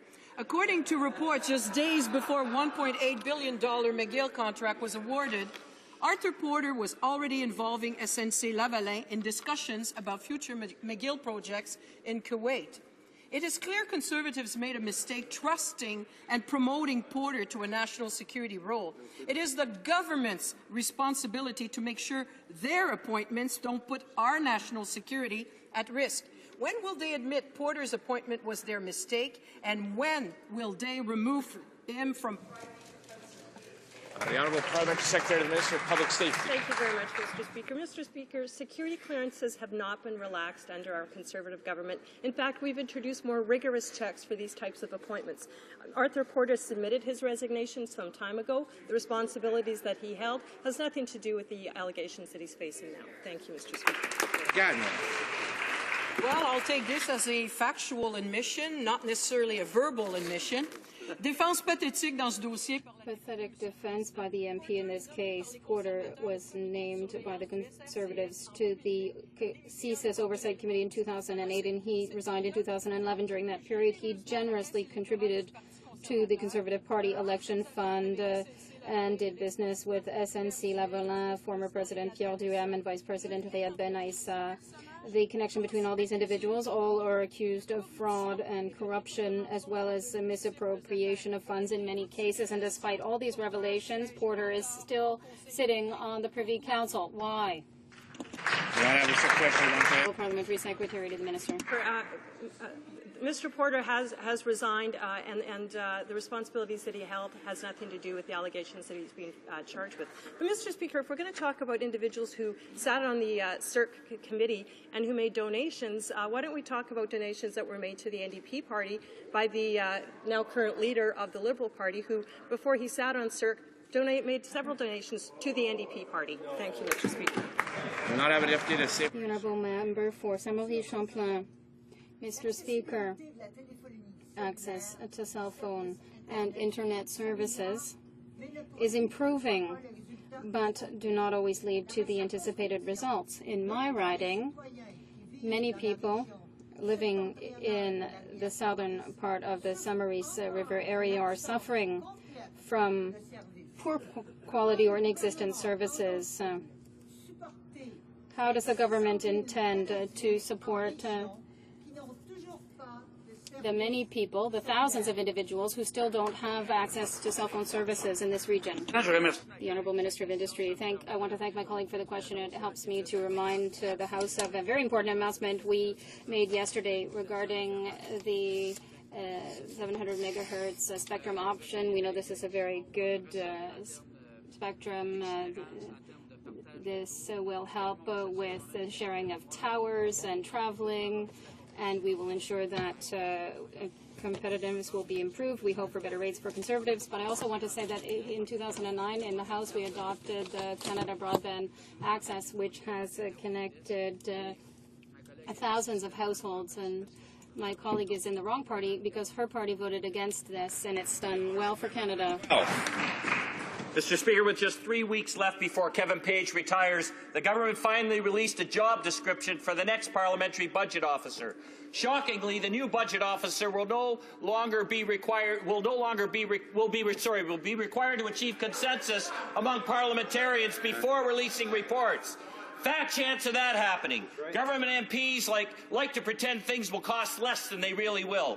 The budget officer protects against that, but can't if forced to achieve consensus among the same people doing the pretending. Why are the Conservatives manipulating the job description to suit their partisan agenda? The Honourable President of the Treasury Board. Well, I think the Honourable Member is actually quite aware that he may have heard me say this before, that we intend to see a nonpartisan, credible source of opinion on fiscal matters in the next parliamentary budget officer. And indeed, it is indeed the Library of Parliament, Mr. Speaker, that is leading the search for a new PBO. The Honourable Member for Guelph. So telling the truth is no longer in the job description, Mr. Speaker. The parliamentary budget officer doesn't need to achieve consent. Order. The Honourable Member for Guelph now has the floor. Order. The Member for Guelph.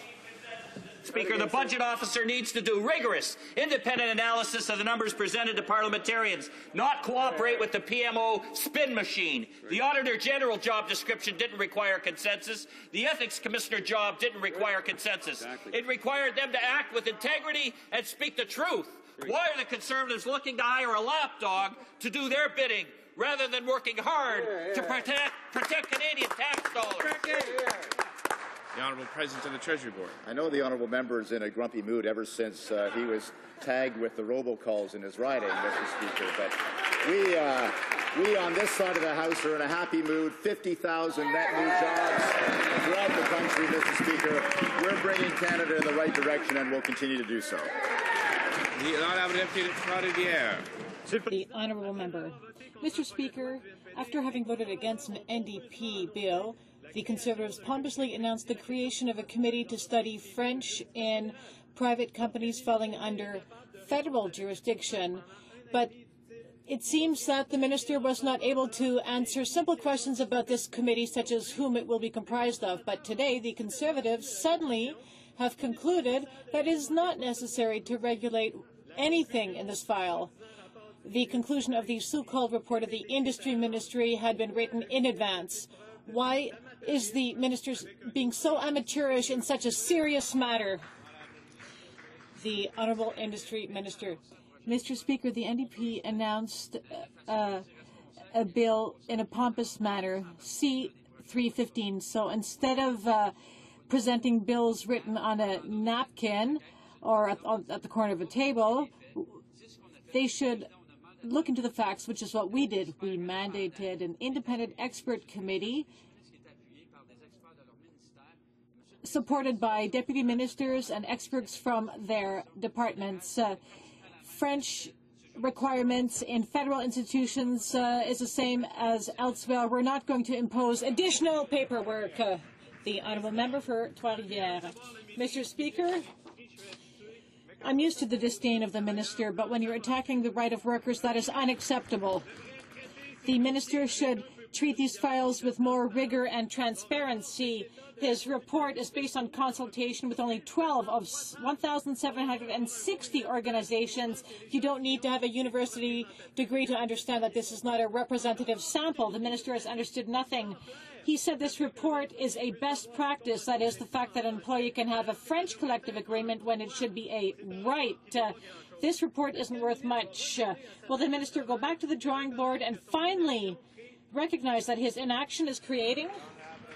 The Honourable Minister of Industry. Mr. Speaker, my colleague is really trying to hide the fact that he is waging a small political war within this chamber. He's trying to revive old bloc fights which are now being waged by the Orange Bloc. He is trying to impose a carbon tax, additional paperwork. Mr. Speaker, it speaks for itself. This is halting productivity, and it is preventing companies from doing business. It kills jobs, Mr. Speaker. On this side here of the House, we've seen that our policies have created 50,000 new jobs in February. This is what Canadians want. Victoria. The Conservatives don't seem to understand that part of the job of government is to actually serve Canadians. Tax time is just around the corner. So far, Conservatives have already stopped letting Canadians file by phone, and with very little warning, they've stopped mailing tax forms out. Now the estimates show another $100 million in cuts coming to the CRA. While the Prime Minister's appointed senators fudge their paperwork, honest, hardworking Canadians are trying to play by the rules. Why are Conservatives making it so hard for Canadians to even file their taxes? Well, Parliamentary Secretary, the Minister of National Revenue. Mr. Speaker, Canadians, the way they file their taxes is changing, and we're changing to meet those needs.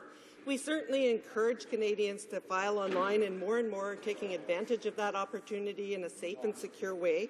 But they can still use paper. They simply need to go to the post office or pick up the phone. We're accepting paper filing. And I think it's important to acknowledge that last year, 1.3 million packages were mailed out that were not used. The Honourable Member. Thank you, Mr. Speaker. Rules changes with regard to tax forms are causing a lot of confusing. Forms are not sent out by mail anymore, nobody answers the phone, and even the way things are done online have changed. Where can taxpayers go to get help? Can they go to their local CRA counter? No, they've been closed down. Post offices? No, many of those have been closed down too. Even those which are open don't have enough French forms. Even worse, the volunteer program to help people fill out their tax forms has been killed. Why are Conservatives making it harder for taxpayers who simply want to follow the rules? The Honourable Minister of National Revenue. That CRA adapt to the changes in terms of how Canadians are filing their taxes. There still is a very robust volunteer program that's supported by CRA in terms of helping seniors. But I do think it's important to recognize, again, 1.3 million packages mailed out that were never used. I think that's a waste.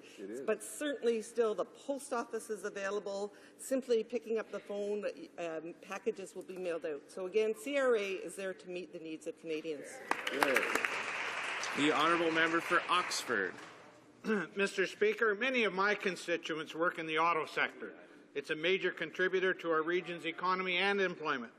Could this fine Minister of Industry update the House on employment and the economy? The Honourable Minister of Industry. Finally, a real relevant question here in this House this morning. And I thank the member for Oxford for asking such a good question. Today, General Motors, Mr. Speaker, announced $250 million investment in the Kami Assembly Plant in Ingersoll, Ontario. Moreover, as I said, Mr. Speaker, earlier, 50,000 new jobs were created in February. This good news once more highlights that our government's record speaks for itself. We stand by our plan, Mr. Speaker, for creating jobs, growth and long-term prosperity, Mr. Speaker. Full member for Nickel Belt. Thank you, Mr. Speaker. The Conservatives' complete failure of EI benefits has been a total mess. Anna Silverman in Gatineau has been told she is not eligible for maternity benefits. She would have had more than enough hours to qualify, but because of an outbreak of measles at the school where she was working at, was forced to stay home. As a result, she's 9 hours short, and Service Canada is rejecting her claim. This government has amended the EI Act for members of the armed forces to avoid this kind of situation. Why won't it do the same for young mothers like Anna Silverman? Honourable Minister of Labour. Thank the honourable member for bringing up the question. Point out that we on our side too empathize with this plight of this individual. But, Mr. Speaker, that being said, there are eligibility requirements for all people who take part in the EI program, and an individual simply must have the required number of hours in order to establish a claim. And as always, Mr. Speaker, employment insurance will continue to be there for people who have accumulated enough hours to qualify for the benefits. Honourable Deputy Lavalleise. The honourable member. Mr. Speaker, the Minister for the Gutting of EI is repeatedly saying that her reforms are good for the economy, that they are in the interests of the unemployed and will help families find work. That's strange, Mr. Speaker, because she seems to be the only one who is upbeat about the reforms. Workers, mayors, unions, and even small business people are saying the exact opposite. Is it possible, Mr. Speaker, that the Minister really means that I want what's good for you and you'll get it? The Honourable Minister of Labour. That's just, again, a ludicrous comment coming from the NDP. Our government is making common sense changes, and the reality is employment insurance will be there for those who need it when they need it most, which is when they lose their job as a result of something that is unforeseen and not in their control. But, Mr. Speaker, turning to the other side of it, too, the unemployment rate in this country is 7%, which is the best that it has been in many, many years. We're very proud of the number of net new jobs we've created, 950,000 net new jobs. We're getting the job done. For St. John South Mount Pearl. So let's see if we have this straight, Mr. Speaker, because people are still shaking their heads. On one hand, Conservatives are sending EI inspectors to people's homes to spy on them, to check up on how many resumes they're sending out each week. On the other hand, Conservatives are taking away a $2 billion transfer to the provinces, a transfer that helps people get back to work, to retrain, to re-enter the workforce. Mr. Speaker, why can't Conservatives see that unemployed Canadians need new skills to find a job more, Mr. Speaker, than they need Big Brother spying on them? Yes, it's true. The Honourable Parliamentary Secretary to the Minister of Finance. Mr. Speaker, we won't speculate on what's to come, but I must say that I'm very proud of this government's record on skills training, and in fact, I have to point out some things that the NDP have voted against that have led to some fantastic numbers in February, 50,000 net new jobs created, in fact. But the NDP voted against every job creation measure put forward by this government. They voted against apprenticeship completion grants. They voted against students who need those apprenticeship grants. In fact, in the spirit of International Women's Day, I hope that those women who took those apprenticeship grants remember that the NDP voted against them. The honourable member.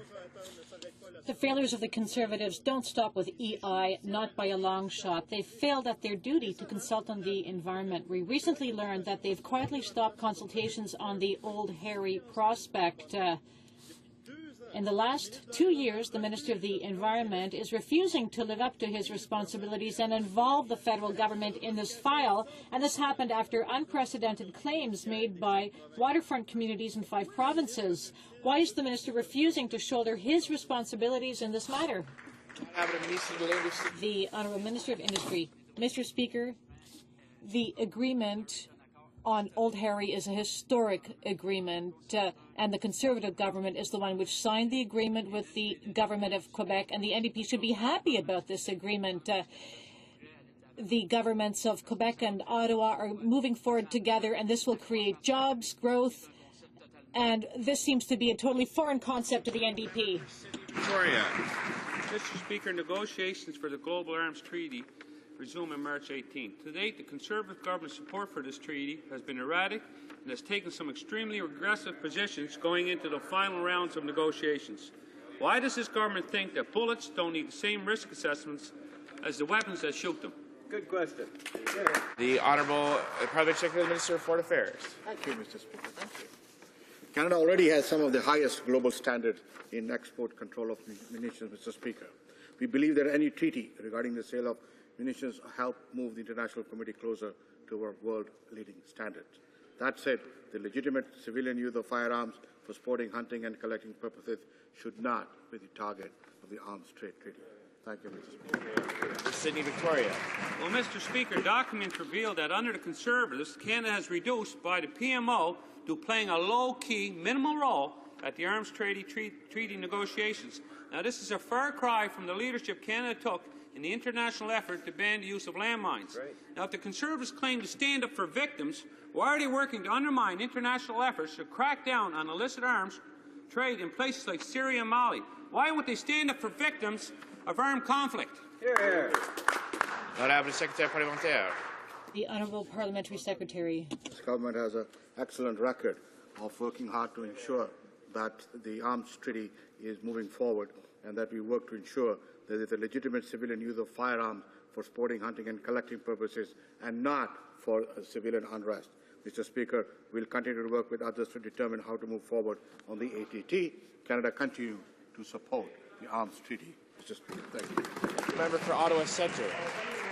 Supporting the negotiations when first the Conservatives instruct our diplomats to drag their feet on the treaty, then they appoint Steve Torino to be the only civil society representative on Canada's delegation. This is the president of the Sport Shooting Association. This is the same person who recommended removing restrictions on handguns and assault rifles in Canada. Why is the Conservative government ignoring Canadian values and sabotaging vital arms treaty negotiations? The Honourable Parliamentary Secretary. Mr. Speaker, as has always been the case for international meetings, the composition of Canadian delegates to this type of international gathering is the Minister's prerogative and responsibility. Mr. Speaker, our position on this treaty has not changed. Canada supports efforts to establish international standards for arms transfers in order to help prevent illicit transfers that fuel conflict, encourage terrorism, or organized crime. Thank you. Honourable Member for Ottawa Centre. Mr. Speaker, clearly they don't understand this treaty is about saving lives in places like Syria and in Africa. And now, on the eve of this treaty and the negotiations, we learn the government is actually trying to illegally export arms to Latin America, if you can believe it. We should be working with our international partners to cut the flow of small arms. Exactly. Why are the Conservatives allowing gun lobbyists to represent Canada in global arms negotiations? Remember, these are the lobbyists that even the Prime Minister finds too extreme. Exactly. Yes. The Honourable Parliamentary Secretary, the Minister of Mr. Speaker, as I have said, Canada continues to support the arms treaty. But let me tell this, Mr. Speaker, to my honourable colleague. Support provided to partner countries through the anti-crime capacity building program directly improves security in our hemisphere, especially by combating transnational crime and its work to bring drugs to Canada. Mr. Speaker, while the party is responsible, we will continue working with them to ensure our government is committed to reducing crime and improving security around the world. Thank you. Member for Kildare and St. Paul. Mr. Speaker, Canada's theme for International Women's Week is working together, engaging men to end violence against women. Our Conservative government is taking concrete action to eliminate violence against women and girls. We have been working with communities to improve safety and security and have supported a number of important projects that work to end violence across the country. Can the Minister for the Status of Women please inform this House on Canada's international leadership and our efforts to combat violence against women? The Honourable Minister for the Status of Women. I'd specifically like to thank this member for the work that she's done to end violence against women and girls and her groundbreaking and world-leading efforts on on human trafficking. Canada, of course, is committed to ending violence against women and girls at home and abroad. Just this week at the United Nations, we've taken a leadership role to take our message from Canada to the world that engaging men and boys is an important part in ending violence against women. So, Mr. Speaker, while men are the perpetrators of violence against women and girls, the majority of men are good and want to help. So we ask them to take a stand and not be bystanders, and work with us and women across this country to end violence against women and girls. The honourable member for Mount Royal. Mr. Speaker, this week the UN reported that 1 million people have fled the unrelenting horror in Syria, a figure increasing at the alarming rate of 6,000 refugees daily, half of them children, a humanitarian disaster compounded by 3 million internally displaced and the appalling number of over 70,000 dead. Given that the Assad regime remains willing to slaughter its own, will the government increase its humanitarian assistance, facilitate family reunification and resettlement in Canada, and join the international effort to bring Assad and Syrian war criminals before the International Criminal Court? Thank you, Mr. Speaker. Honourable Parliament Secretary and Minister of Foreign Affairs. Mr. Speaker, our government is very much concerned on the situation that is going on in Syria. Speaker, we have made our position very, very clear, Mr. Speaker, that Mr. Assad must go. And as far as is concerned, the International Criminal Court, Mr. Speaker, will let the people of Syria decide what Mr. Assad's future is. But let's be very clear, Mr. Assad must go to bring peace back to Syria. Thank you, Mr. Speaker. Deputy Jean Lebert. The honourable member. In our area, we are feeling the effects of the EI reforms. Robert Devaney, from my riding, has been a teacher. At least 12 of those years, a supply teacher.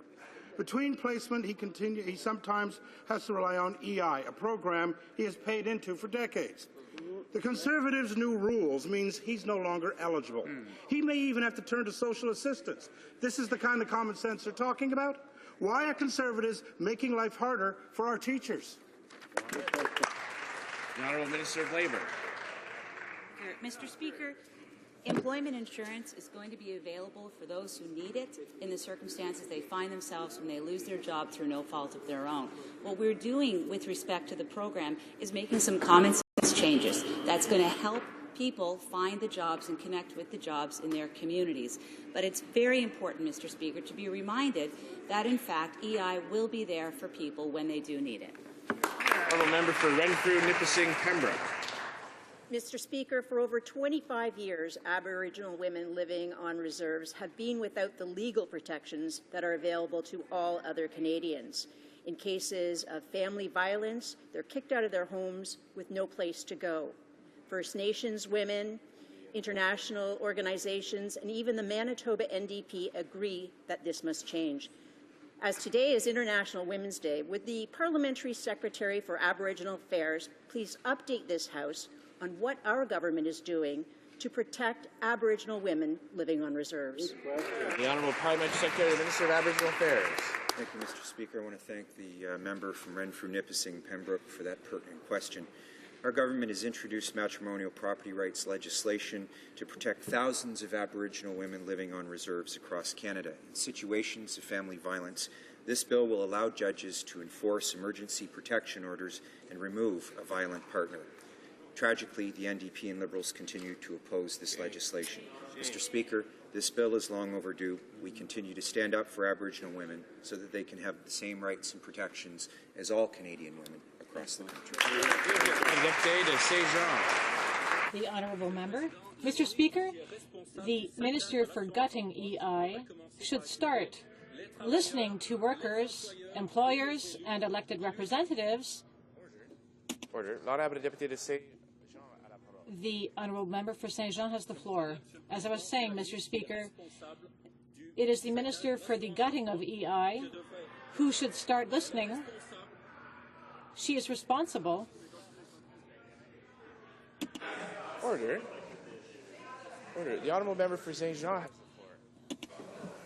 the floor. Thank you, Mr. Speaker. So, with regard to the minister who is responsible for gutting EI, she should start listening to workers, to employers and to elected representatives who have said that her reforms don't make any sense. If she emerged from her bubble and really talked to workers on the ground, she would understand that there are disastrous consequences to her reforms. So, Mr. Speaker, does the minister understand that between theory and practice there is often a huge difference?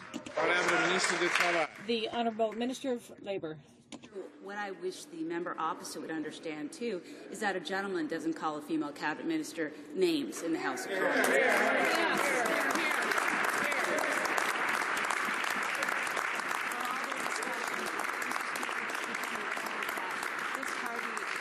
The acronym NDP really does stand for No Decorum Party, not No Democratic Party.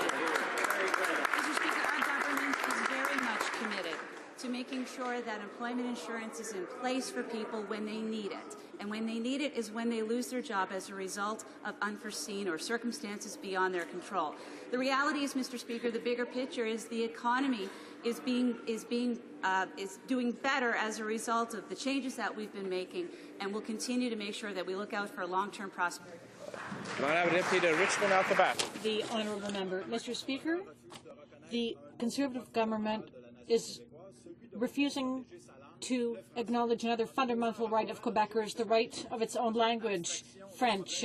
The report just tabled does not recognize the reality of workers on the ground, and this shows that the report is simply an exercise in hiding federal inaction with regard to the French language. In fact, this report was pulled by the minister out of his hat, so why does the minister not subject workers in federal organizations to Bill 101? Mr. Speaker, in fact, it would be irresponsible to do what my colleague says, namely to apply Bill 101 to workers under federal jurisdiction. Why? Why? Because after we've studied the matter, we've seen that within these organizations, the situation as French is the same as workers working under provincial jurisdiction. And the minister is simply proposing more paperwork. It would not take into account the fact that our companies are globalizing and external factors are coming into play, such as headquarters of foreign companies in Quebec. We want to improve our productivity. In the Champlain Bridge matter, the government's position does not hold water. The federal government is refusing to work with the government of Quebec with regard to the type of public transportation that should go on it. Ottawa is blaming Quebec, accusing it of not telling Ottawa what mode of transportation it prefers. But how can Quebec know which mode to choose when Ottawa is refusing to say whether the bridge will accommodate this type of public transportation or not? When will the federal transportation minister stop working in a vacuum and confirm that the future bridge will accommodate a public transportation system, whatever it may be, and chosen by Quebec? The Honourable Parliamentary Secretary. Mr. Speaker, we are going to build a bridge. At the same time, we are open to a form of public transportation system. The government of Quebec, however, must indicate the type of public transportation it would like to have so that we can work towards that purpose. Simultaneously, we have a generous envelope for infrastructure in Quebec provided by the federal government. And so the Quebec government has to prioritize the projects they want to implement. Thank you very much. That concludes question period for today. I would like to draw to the attention of honourable members the presence in the gallery of the Honourable Dan Dutremont, Speaker of the Legislative Assembly of Saskatchewan.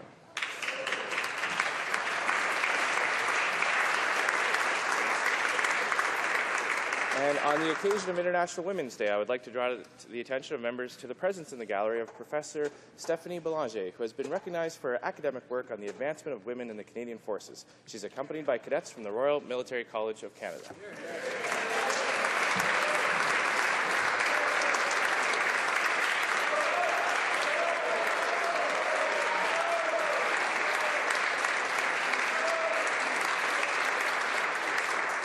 The Honourable Parliamentary Secretary to the Minister of the Environment is rising on a point of order. Mr. Speaker, on the subject of decorum, which we've had so much dialogue about in this House, to see true changes in decorum, People have to take personal accountability for their language in this House.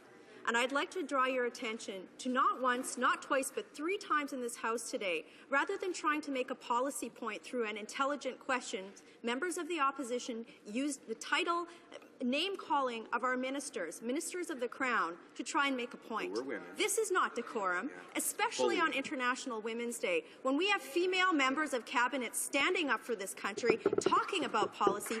Why can we not elevate debate to the point of intelligence rather than name-calling? Apologize.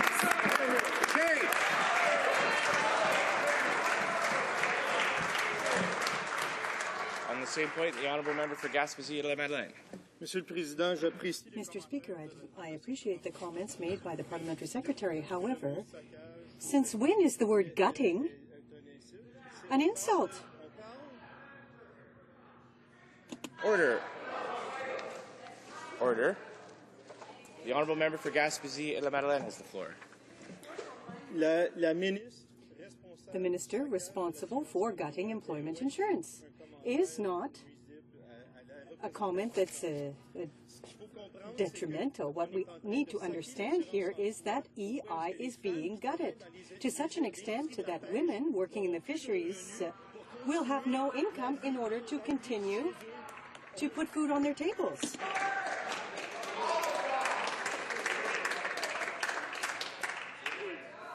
Order. Order. Order. The honourable member for Ottawa Orleans. Merci, Monsieur le Président. Well, thank you, Mr. Speaker.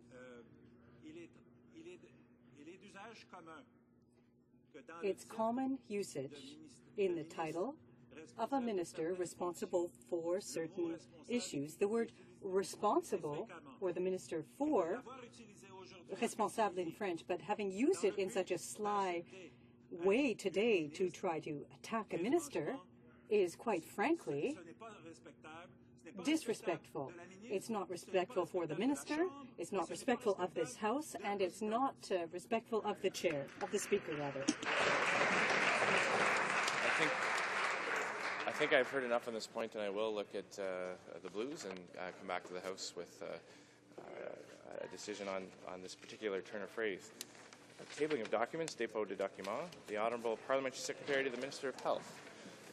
Thank you very much, Mr. Speaker. Pursuant to Standing Order 36.8, I have the honour to table in both official languages the government's responses to 19 petitions.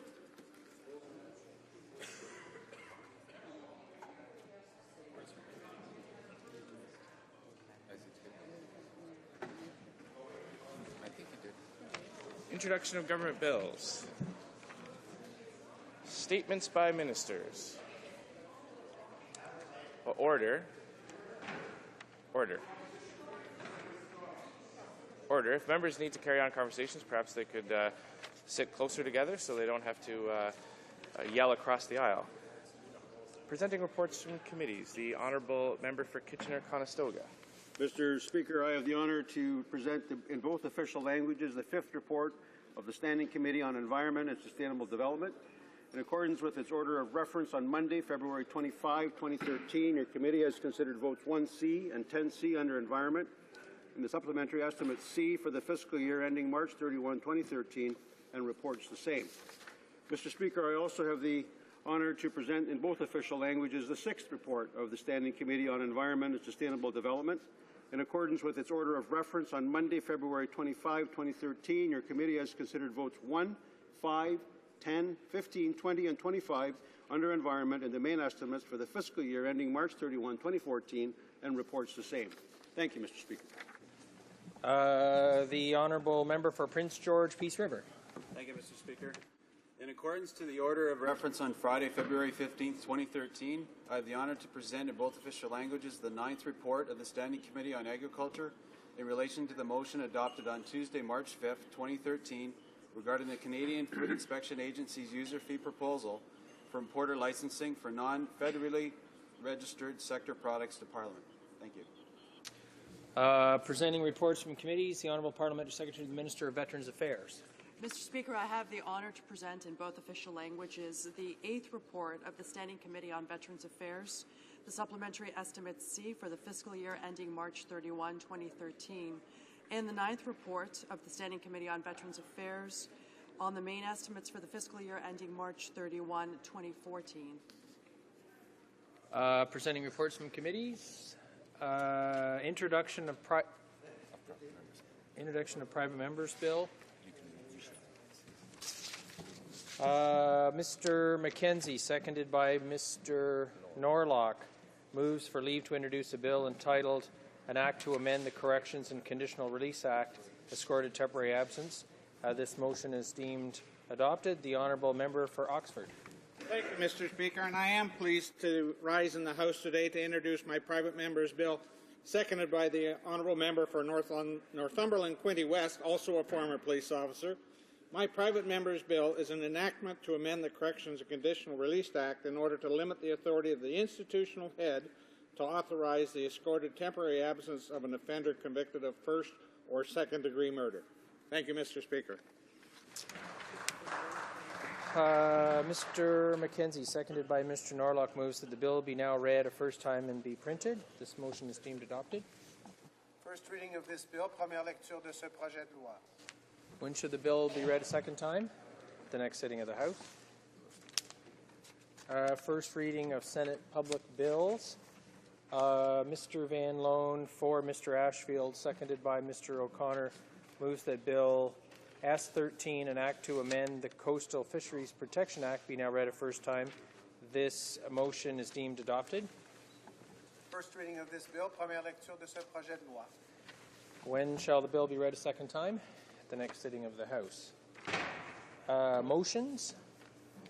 The Honourable Parliamentary Secretary to the Minister of Foreign Affairs. Thank you, Mr. Speaker. Mr. Speaker, I think if you will seek, you will find unanimous consent to the following motion: that this House reaffirm Canada's commitment to the Treaty on the Non-Proliferation of Nuclear Weapons and unequivocally condemns North Korea's recent nuclear test in violation of its international obligations. Express its grave concern regarding the widespread violations of basic rights in North Korea, including torture and other cruel, inhuman punishment, arbitrary detentions, absence of due process and the rule of law, collective punishments extending up to 3 generations, and the existence of political prison camps. Expresses its grave concern regarding the government of North Korea's continued pursuit of its nuclear weapons program despite the humanitarian crisis in the country, including mass starvation and prolonged food deprivations. Reject the North Korean regime's increasingly aggressive actions, including ballistic missiles launches and attacks against South Korea, which represents a threat to the regional and international peace and security, and urges the regime in Pyongyang to abandon its reckless weapons program and instead focus its resources on meeting its citizens' basic humanitarian needs,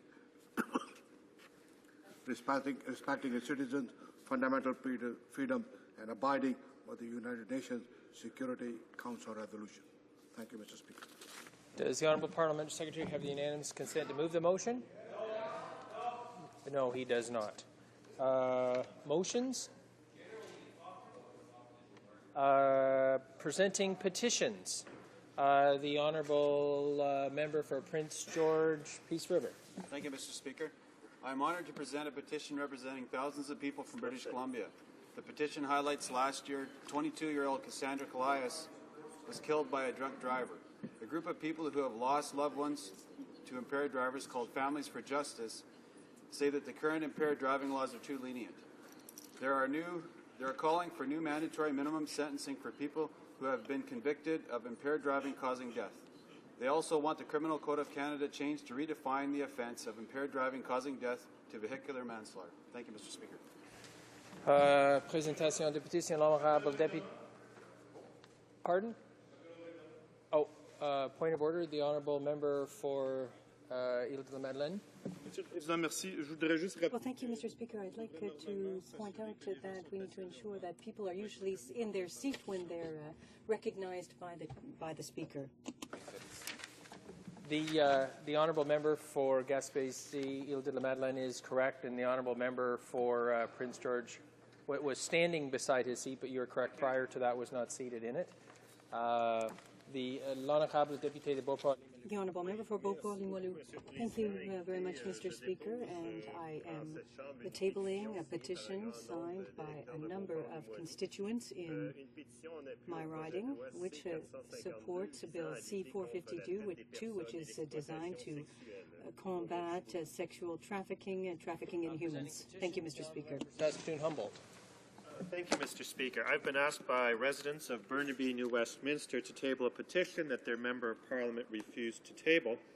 In particular, they are concerned about the inclusion of subjective terms like gender identity and gender expression in the laws, and they are concerned that these terms are poorly defined, and therefore they call upon the House of Commons in Parliament to vote against Bill C-279 and to base all future policy decisions and legislative language on objective, measurable criteria. Présentation de pétition. Presenting petitions, the Honourable Member for Saint Laurent-Cartierville. Thank you very much, Mr. Speaker. I'd like to table in both official languages a petition from 551 members, supporters of peace and development, and they're concerned about the cuts in the area of international assistance. The budget has been frozen, and the government has withdrawn considerably from action in Africa, and this also impacts the idea of the generosity of Canadians. North Delta. Mr. Speaker, I'm rising today to present two petitions on behalf of my constituents. In the first, petitioners are expressing opposition to the amalgamation of Service Canada and HRSDC worksites due to resulting environmental stress, expense and disruption to work-life balance for employees.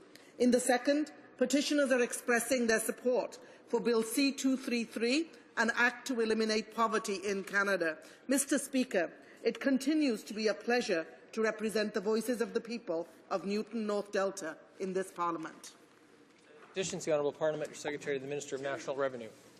Thank you, Mr. Speaker. And on International Women's Day, I rise to present a petition from constituents in my riding that requests that the House condemn discrimination against females occurring through sex-selective pregnancy termination. Thank you.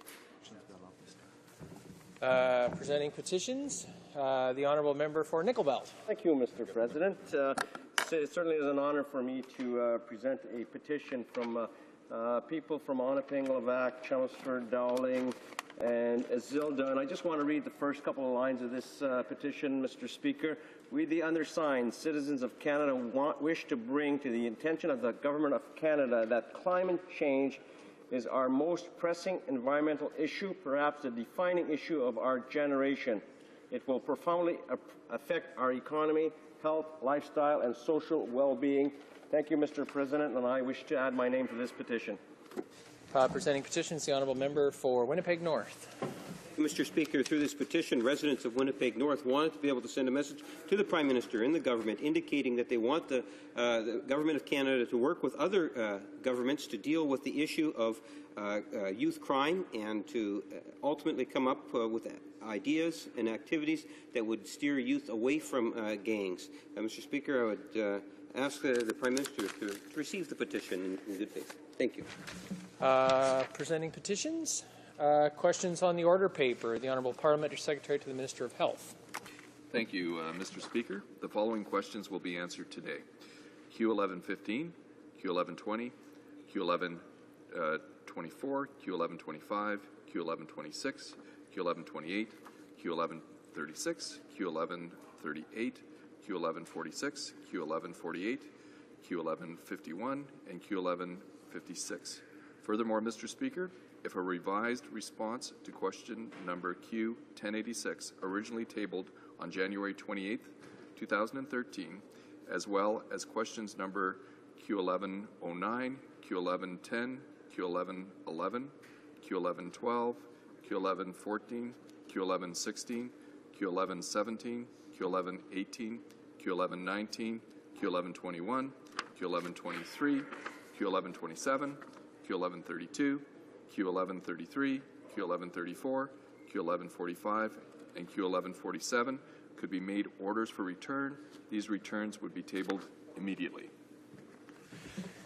Is it the pleasure of the House that questions number Q1086, revised Q1109, Q1110, Q1111, Q1112, Q1114, Q1116, Q1117, Q1118, Q1119, Q1121, Q1123, Q1127, Q1132, Q1133, Q1134, Q1145, and Q1147 be made orders for return and that they be tabled immediately. Agreed and so ordered. The Honourable Parliamentary Secretary. Finally, Mr. Speaker, I ask that the remaining questions be allowed to stand. Agreed. So ordered. Orders of the day. Orders of the day, Ordre du jour. Government bills, the Commons, resuming debate at second reading of Bill C-48, Technical Tax Amendments Act 2012. When this was last before the House, the Honourable Parliamentary Secretary, the Minister of National Revenue, had completed her remarks, but there is 5 minutes for questions and comments. Questions and comments, the Honourable Member for Beauport-Limoilou. Thank you very much, Mr. Speaker, and I want to thank my colleague from Kamloops Thompson Caribou for the speech given. I also salute that individual as a member of the Standing Committee on Finance. What is surprising is that she's remaining silent about the testimony that we heard on the Standing Committee with regard to the government's lax attitude. And we have to recall in this House that this government, the Conservative Party, has been sitting for the past 7 years in power and could have moved forward much faster. The issue of resolving letters of intent, the mountain, in fact, of letters of intent, and you know, this leads to a great deal of uncertainty. I won't hide the fact that in talking with a number of witnesses and through the work of the committee, at the end of each meeting, in private, a number of them confided in me that they heard that the government was saying it was a minority in this, how it prevented it from doing that, moving this forward. What does my colleague have to say about those comments from witnesses? Parliamentary Secretary. Thank you, Mr. Speaker. And I think what the facts are is that every single witness that we have had come forward say that they have been broadly consulted. They are very, very, very supportive in terms of moving this legislation forward. They perhaps didn't understand why there was so many speaker after speaker after speaker from the opposition rising saying essentially very, very similar things. So they just encourage all members of the House to move forward, and certainly our minister has felt that as we deal with this very, very important issue, we need to have regular and effective updates to our important tax amendment legislation. Thank you. Questions and comments. The Honourable Member for Winnipeg North. Yes, thank you, Mr. Speaker. You know, the Liberal Party had indicated a while back that we were, in fact, supportive of the bill ultimately passing, Mr. Speaker.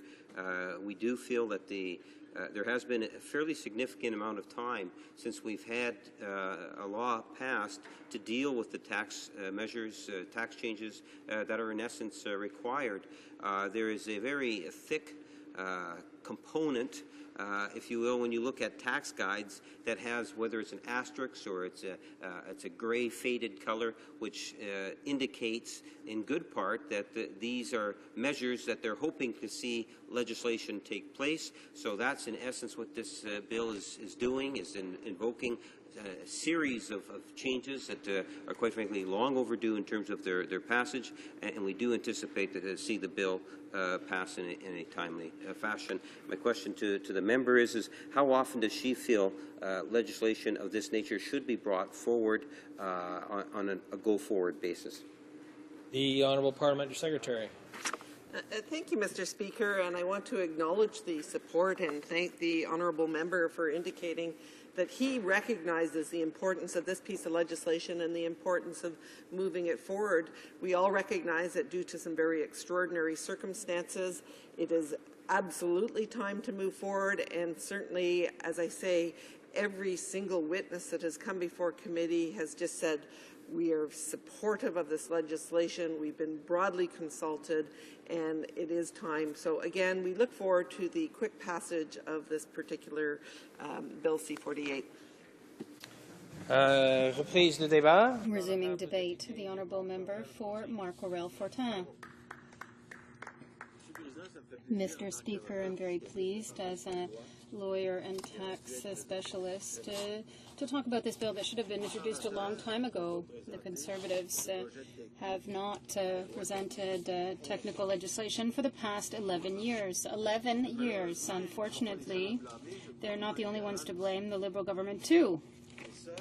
And that we're now being presented with some 200 amendments to the Income Tax Act in a document that is about 1,000 pages long, and with regard to which we've talked for 9 hours in debate. 9 hours of debate, Mr. Speaker, with regard to a document that's 1,000 pages long.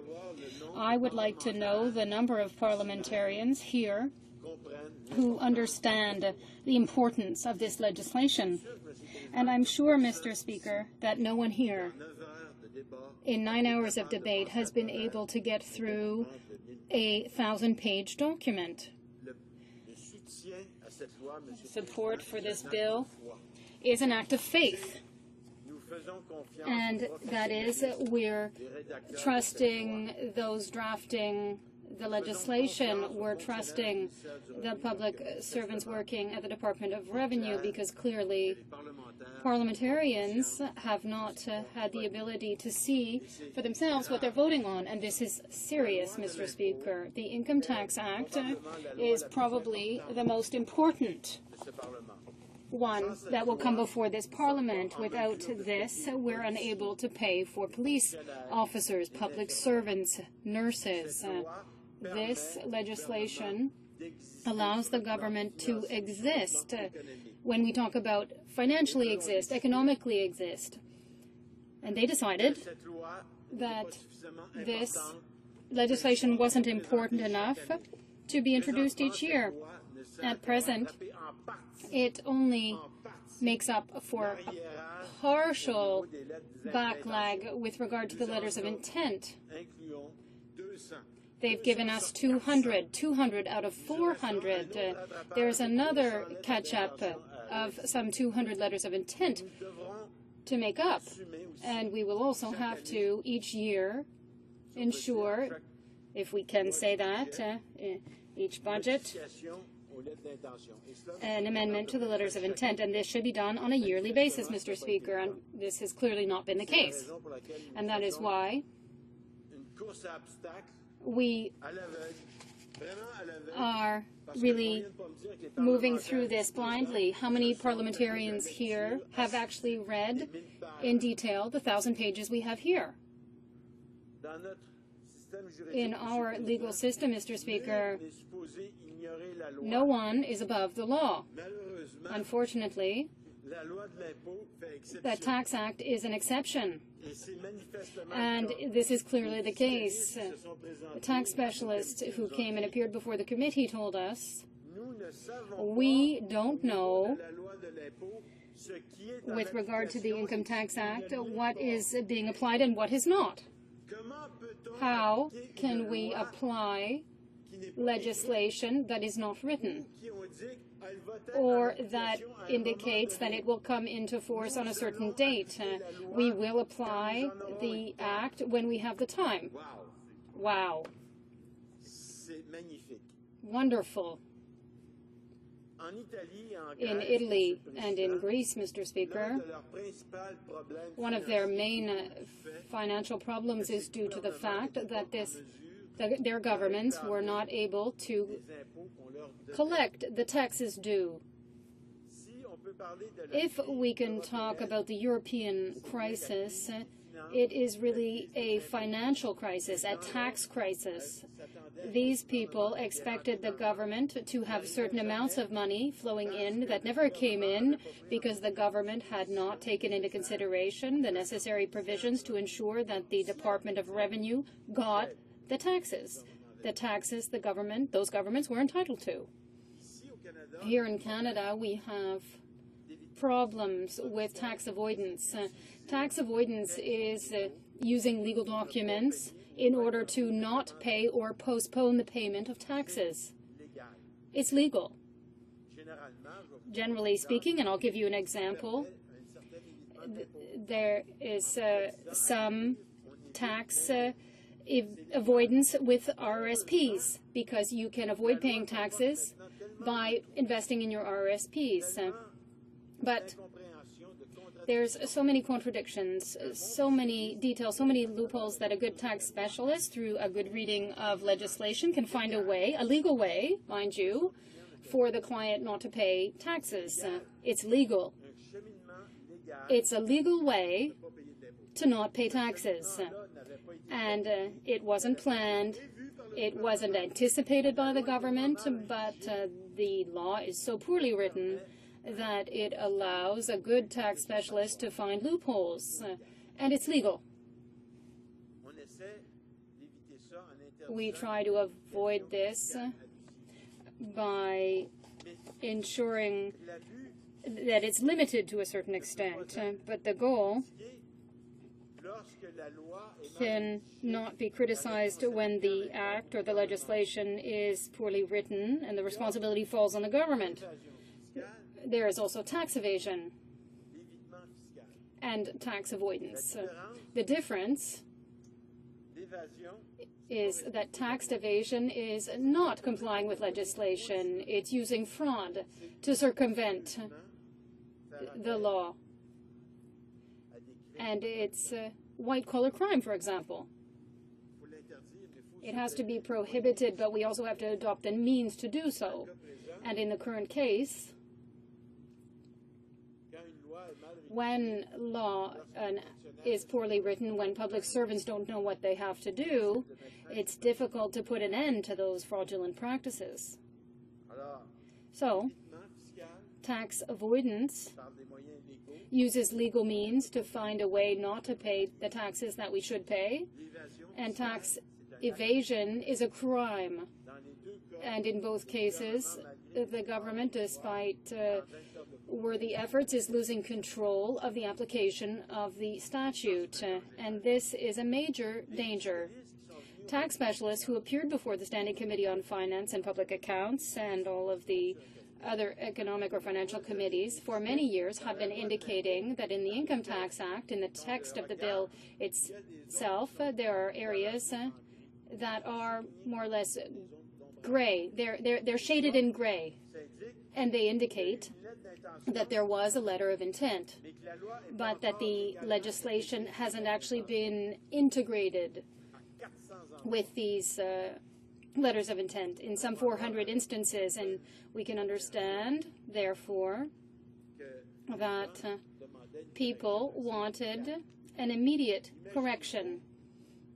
Can you imagine a tax specialist faced with this has to do some tax planning and is told these letters of intent will perhaps one day be passed or perhaps not passed? The uncertainty exists. A government or a change in government, therefore a new government, could say, well, I'm not going to do that. I will never apply those letters of intent. Well, let's withdraw them for 6 years. In fact, in this instance, we're talking about 11 years. A tax specialist wouldn't know if the planning that they're proposing, that they're implementing even, is legal or not. When there are letters of intent, Mr. Speaker, we have to ensure that in the coming months that the correction is applied immediately. And that is the main message. We are in favor of passing these 400 changes. Well, there's only 200 in the bill being presented, but there are 200 others that will have to be integrated in the Income Tax Act. And now we hope that in the future, we hope that from now on, the government will have the decency every time that a budget is introduced, including letters of intent, that it will be followed rather quickly, relatively quickly, by amendments to the Income Tax Act in order to integrate those letters of intent. It is essential so that we don't wind up in a situation like Greece, like Italy, like Spain, countries that have lost control of their taxes and therefore no longer able to collect those taxes and pay their debts. Thank you, Mr. Speaker. Questions and comments. The Honourable Member for Beauport-Limoilou. Well, thank you very much, Mr. Speaker. It is a great pleasure to be able to congratulate my colleague from Marc Aurèle Fortin, with whom I share this pulpit, for his excellent speech, and he has given us the benefit of his great wealth of knowledge. My colleague, thanks to his expertise, has put his finger on a number of very important points. And I'd like to concentrate on a point that was highly stressed by the experts that we met with from the Department of Finance, that is the problem with financial planning, which means that millions of Canadians are under a threat of planning that is not fraudulent whatsoever, but simply there is a certain vagueness about the planning, and sometimes it's unfair. I'd like my colleague to continue to develop that point, which is something that impacts many Canadians, if not all. The Honourable Member from Marc Aurèle Fortin. That is what's so dramatic about this situation. 11 years. Let's take the situation of a letter of intent for airline companies. 11 years ago, this letter of intent was indicated, but the situation, the financial situation of airlines has also changed. And the letter of intent no longer has any value. It's no longer applicable. It no longer has meaning under the Act because airlines have restructured through international agreements with other airlines. It's serious. There's a letter of intent issued, and when it comes time to apply it, the situation that it was referring to no longer makes any sense. It's clearly the case where the government has lost control of its taxation. Thank you, Mr. Speaker. Questions and comments. The Honourable Member for Trois-Rivières. Thank you, Mr. Speaker. I'm not as much an expert in tax matters as my colleagues, so I'd like to take advantage of his expertise. As the Conservatives are making cuts right, left, and centre, especially with regard to EI benefits, could my colleague give me an idea of how much money the government loses to tax evasion and what the tax gap is if we truly wanted to find out the amount? The Honourable Member for Marc Aurèle Fortin. Well, this is clearly a very serious situation. We've talked about tax havens, and unfortunately, the practices applied in Canada have been assessed by Dr. Lauzon from the Université du Québec in Montreal, who heads the chair of social economy. That amount has been estimated at $9 billion. These are legitimate companies who use tax shelters, or rather tax havens, elsewhere. $9 billion, and this is not even referring to illegal operations which use illegal means, that is tax evasion, and therefore the amount is $9 billion for legitimate businesses. Mr. Speaker, I would like to thank my colleague for his speech. I have a very brief question for him. A little earlier, the member for Pembroke rose and said that this bill had been studied for 100 days, but in reality, I checked with the table, and only 9 hours have been spent debating this bill. There's a great difference between 9 hours and 100 days. Personally, I think that the Conservatives are frustrated. Could I please have your opinion on that, on the frustration of the Conservatives?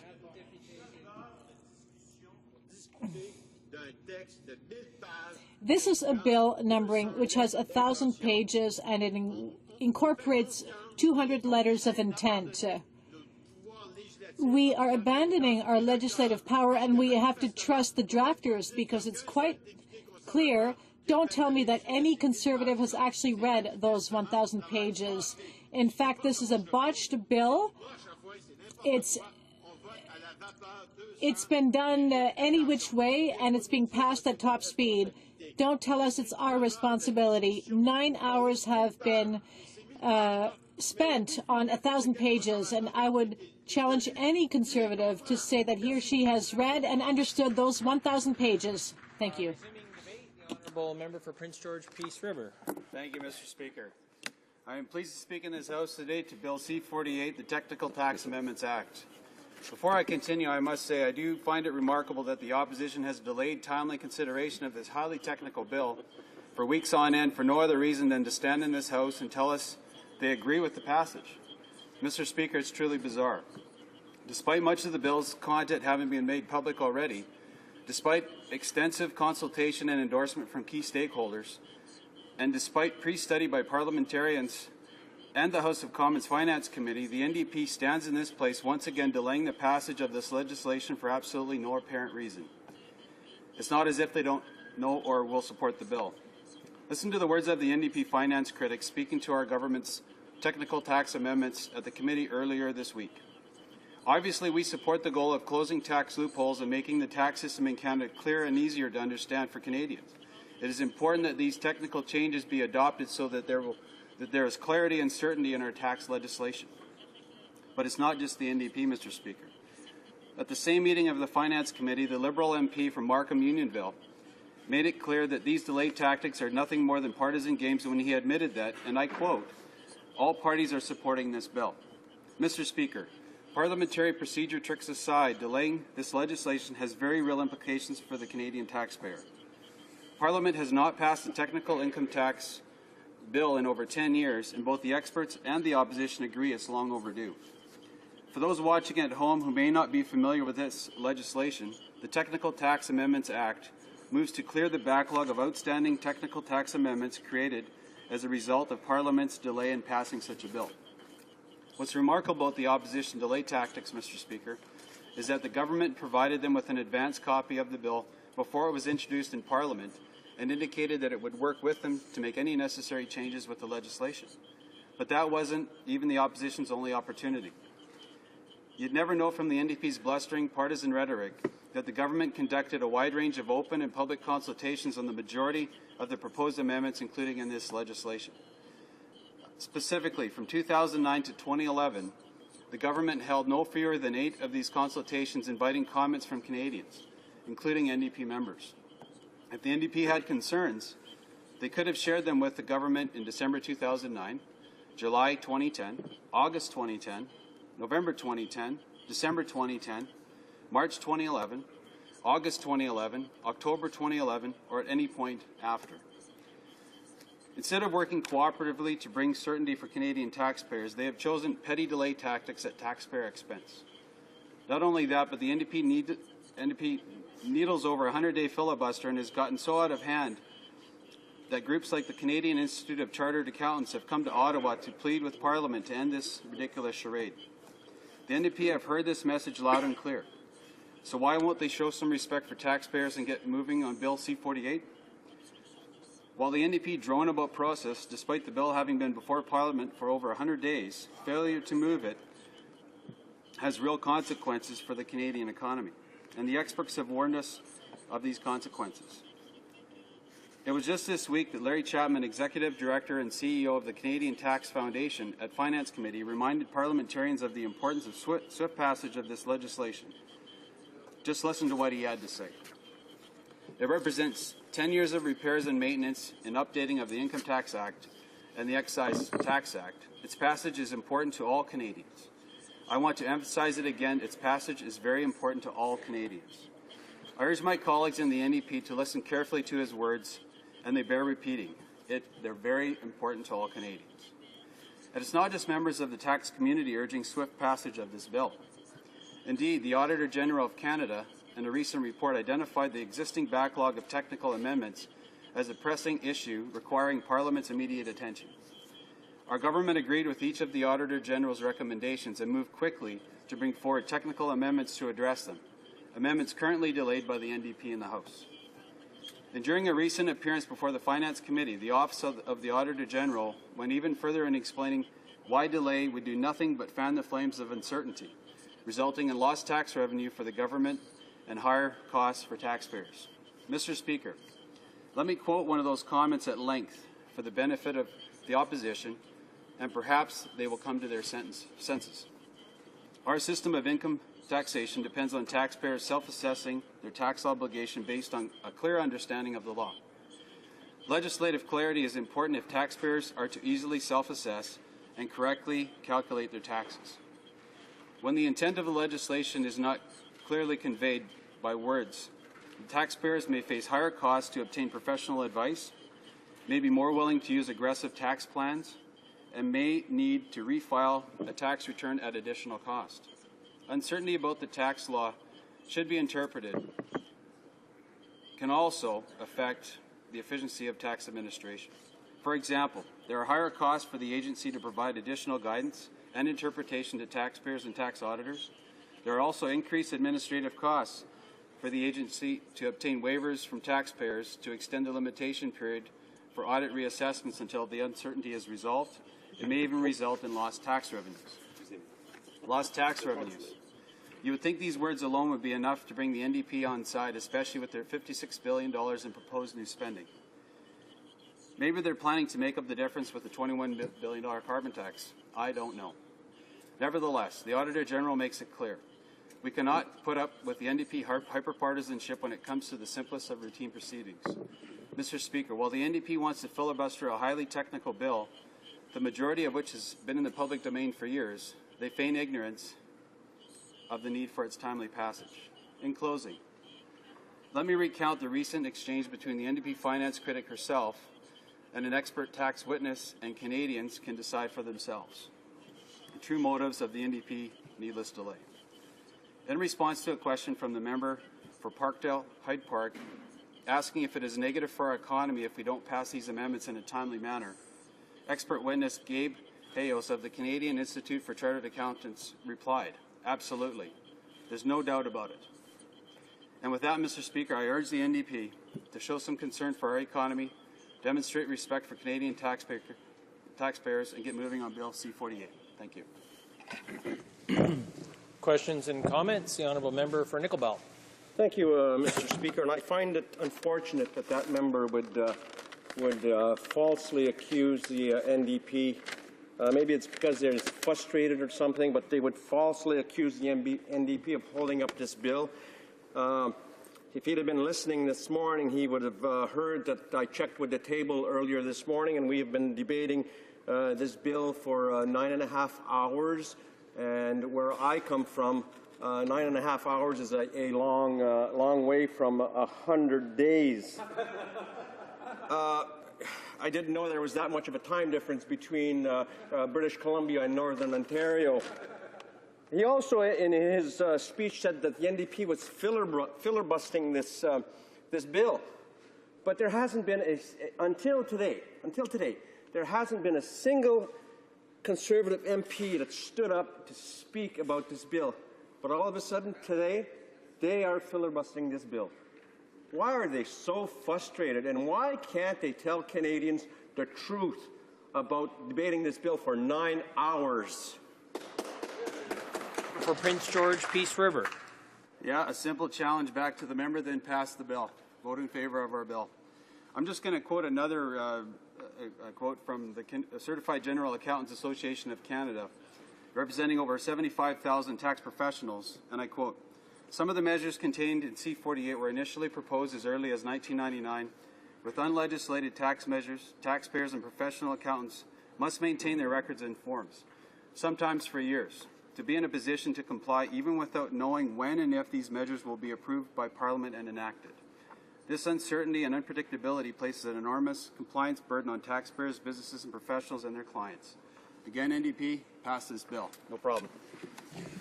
Questions and comments. The Honourable Parliamentary Secretary to the Minister of Agriculture. Thank you very much, Mr. Speaker. Certainly the NDP do not have a good track record when it comes to supporting the financial initiatives of this government. I think of past budgets, Mr. Speaker.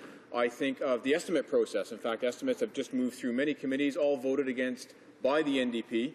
And now we have some common sense tax amendments that build on other things that we're doing. So I'd like to ask my colleague why it is he thinks that the NDP vote against all of these measures. And we actually see the fruit of these measures, Mr. Speaker. 50,000 new jobs created in the last month of February, 950,000 new jobs since 2009. I'd like to ask my colleague his thoughts on why the NDP absolutely refuse to support good, common sense measures such as these tax amendments that we have in front of Parliament today. The Honourable Member for Prince George, Peace River. Sure, I'd like to thank the Honourable Member for his question. And the simple answer is I don't know. A lot of these measures simply make sense, as you stated in your comments, Mr. Chair. They obviously just make sense to a lot of other taxpayers and us as a government. And again, the challenge that I made before to the NDP members is that they just simply let's get this done and let's pass this bill.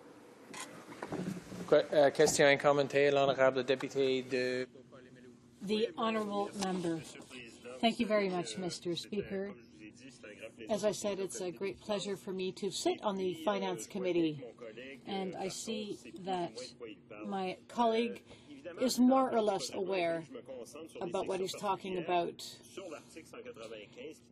Section 195 defines several matters, including restrictive clauses. Some tax experts came to me and said, "Thank you, Mr. Coté, for raising this issue, because the definition seems to be wrong." Despite this fact, Bill C-48 will be adopted. It's a botched way to approach the bill, and I'm just wondering whether my colleague can let me know when the time will be found to correct some problems with C-48, because some of the definitions are not well written. Yeah, it's interesting that this member would consider it a botched process. Again, quoting the Certified General Accountants Association of Canada, they welcome C-48.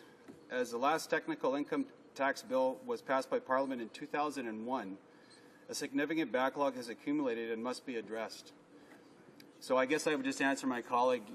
You might make comments, I guess, with your experts, but I guess we have experts too that say this really needs, sorry, Chair, that this bill needs to be passed, and the experts and Canadians would agree that it needs to be done. Before we resume debate, I just would like to remind all honourable members to address their comments to the chair rather than to their colleagues. The honourable member for Cumberland, Colchester, Musquodoboit Valley. Well, thank you, Mr. Speaker, and I appreciate the opportunity to speak today on Bill C-48, the Technical Tax Amendments Act of 2012. Now, this bill proposes amendments to the Income Tax Act, the Excise Tax Act, and related legislation to close tax loopholes and create stronger and a fairer tax system for all Canadians.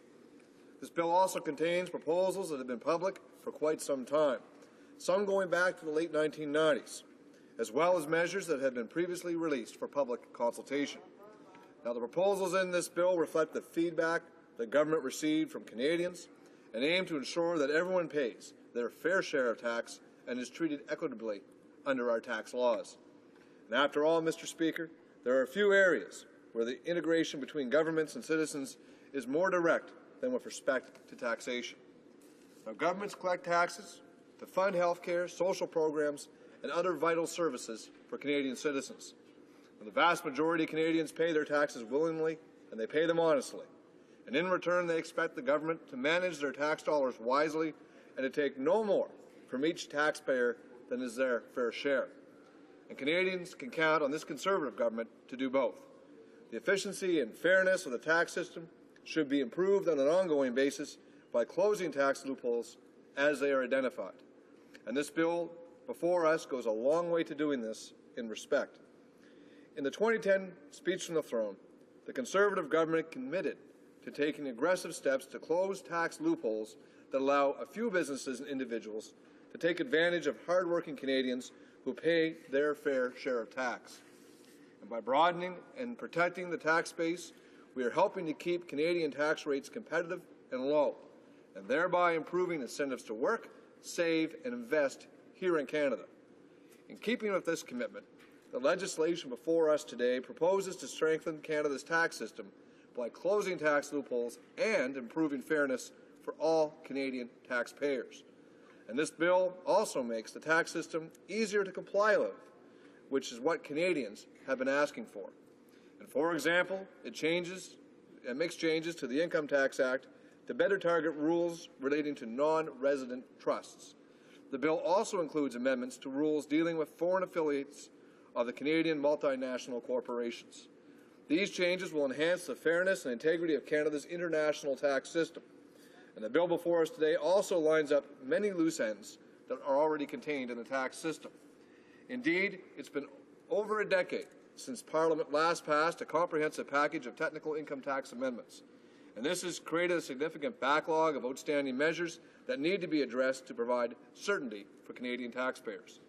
The Auditor General of Canada has identified the backlog of technical amendments as an issue requiring pressing attention by the government. The amendments proposed in this bill address the backlog with the inclusion of outstanding income tax and sales tax amendments, the vast majority of which have already been released for open and public consultation. The bottom line is this. This legislation provides certainty in the application of our tax system, making it easier to comply with and administer, and improving fairness for Canadian taxpayers. Mr. Speaker, our government has great successes in creating jobs, growth, and long-term prosperity. And the future of this country depends, in no small part, in strengthening business competitiveness. Strong economic framework policies foster competition, attract new investment, and help businesses thrive and create jobs. In Canada's Economic Action Plan, the government has taken action to strengthen business competitiveness by promoting an open investment framework and by making fundamental changes to reduce red tape for businesses. By providing a strong environment for investment, reducing red tape, our government is helping to ensure that Canadian businesses have an increased access to the resources required to complete the global economy and create high-value jobs. And this plan is working.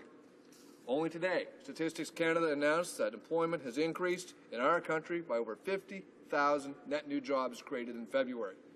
Even better, the unemployment rate remains at a post-recession low of 7%, the lowest level in 4 years. February's strong employment gains, along with the over 950,000 net new jobs created since the depth of the global recession in July 2009, of these, 90% are full-time and 80% are in the private sector. These are very positive signs that we're on the right track with Canada's economy. What's more, unlike what others would have you believe, Canada has the strongest job growth record among every single G7 country in recent years. Furthermore, lower Canadian tax rates play a particularly important role in supporting economic growth by enabling businesses to invest more of our revenues back into their operations. Now, these business investments in machinery, equipment, information technology, and other physical capital will boost Canada's productivity. Additional capital boosts businesses' competitiveness, encouraging firms to grow and create more better-paying jobs for Canadians, thereby raising everyone's living standard. As a result of the bold tax reduction plan passed by Parliament in 2007, Canada's tax advantage has continually improved. The final stage of our step-by-step reduction in the federal business tax rate came into force in the beginning of 2012. It's the accumulation of a process that has seen the federal corporate income tax rate fall from over 22% in 2007 to just 15% today. This has allowed Canadian businesses and Canadians themselves who work for those businesses to drive Canada's economic recovery and future growth. We eliminated the capital tax at the federal level and encouraged provinces to do the same with their general capital taxes, and the provinces have agreed to do that. These and other tax changes have allowed Canada to achieve an overall tax rate on new business investment that is lower than any other country in the G7. Indeed, listen to what the Canadian manufacturers and exporters had to say only this week about our low tax plan that has met for them, what that plan has meant for them. And I quote, "Lower corporate income taxes attract more investments and therefore have a positive result on government revenues at all levels of government. This is good news for our economy, and we are confident our tax environment will attract more investments in the years to come. Great support for this government's tax plan. But nevertheless, Mr. Speaker, Canada faces a fast-changing global environment with increasing competition from emerging market countries and a global economy that remains fragile and remains uncertain. Let me assure you that our government remains committed to keeping Canada strong and prosperous by creating the right conditions to enable Canadians and Canadian businesses to feel confident and invest to create jobs and grow our economy. Canada's performance has been one of the most resilient amidst considerable global uncertainty. Compared to most advanced economies in the world, we are in relatively good position. And since our government introduced Canada's Economic Action Plan to respond to the global recession, Canada has recovered both more than all the output and all the jobs lost during the recession. We will continue to treat Canadians with the utmost fairness and respect with regard to Canada's taxation system. Canadians deserve nothing less. And that's why I call upon all parliamentarians to support Bill C-48. Thank you. Questions and comments? The Honourable Member for Marc-Aurèle-Fortin. A simple question. I listened to my distinguished colleague, and he clearly didn't talk about letters of intention. He didn't talk about the essential aspects of Bill C-48. There were some 200 letters of intention being incorporated into the Income Tax Act. The 1,000 pages in the bill to cover these amendments. A simple question. Did my eminent colleague even take the time to read through those pages? Did my eminent colleague take the time to attempt to understand how a letter of intent makes it through the system and into the Act? Because based on his speech, it's clear that he didn't understand anything and that he hasn't even read one page of the 1,000-page document. Musquodoboit Valley. Well, I can tell you what I do understand, Mr. Speaker. I understand that on our side of the House, we believe in jobs, growth, and long-term prosperity. And on that side of the House, they believe in raising taxes, raising the carbon tax, raising the iPod tax, raising corporate tax rates, raising the GST. These are all part of the NDP plan for the future of Canada. Well, I can tell you, Mr. Speaker, that's not our plan. That's our plan. We believe in low taxes. We believe in creating jobs, growth, and long-term prosperity. Questions and comments? The Honourable Member for Winnipeg North. Emphasize the need for the passage of the legislation in the sense that for many years now, Canadians have been waiting for legislation of this nature to ultimately pass, because if you take a look at your tax books and so forth, you will find that there are many asterisks, and I made reference to the grayed out areas that highlight changes that are pending legislative law being passed. And this has been going on for a number of years now. And the question that I have for the member is, to what degree does he believe changes to the Income Tax Act should be made on more of a regular basis? And if so, going forward, how often do you feel that there is a need to bring in legislation of this nature to implement the changes that are going to be taking place into the future? Every 2 years, 3 years? Do you take in a combination of a number of changes?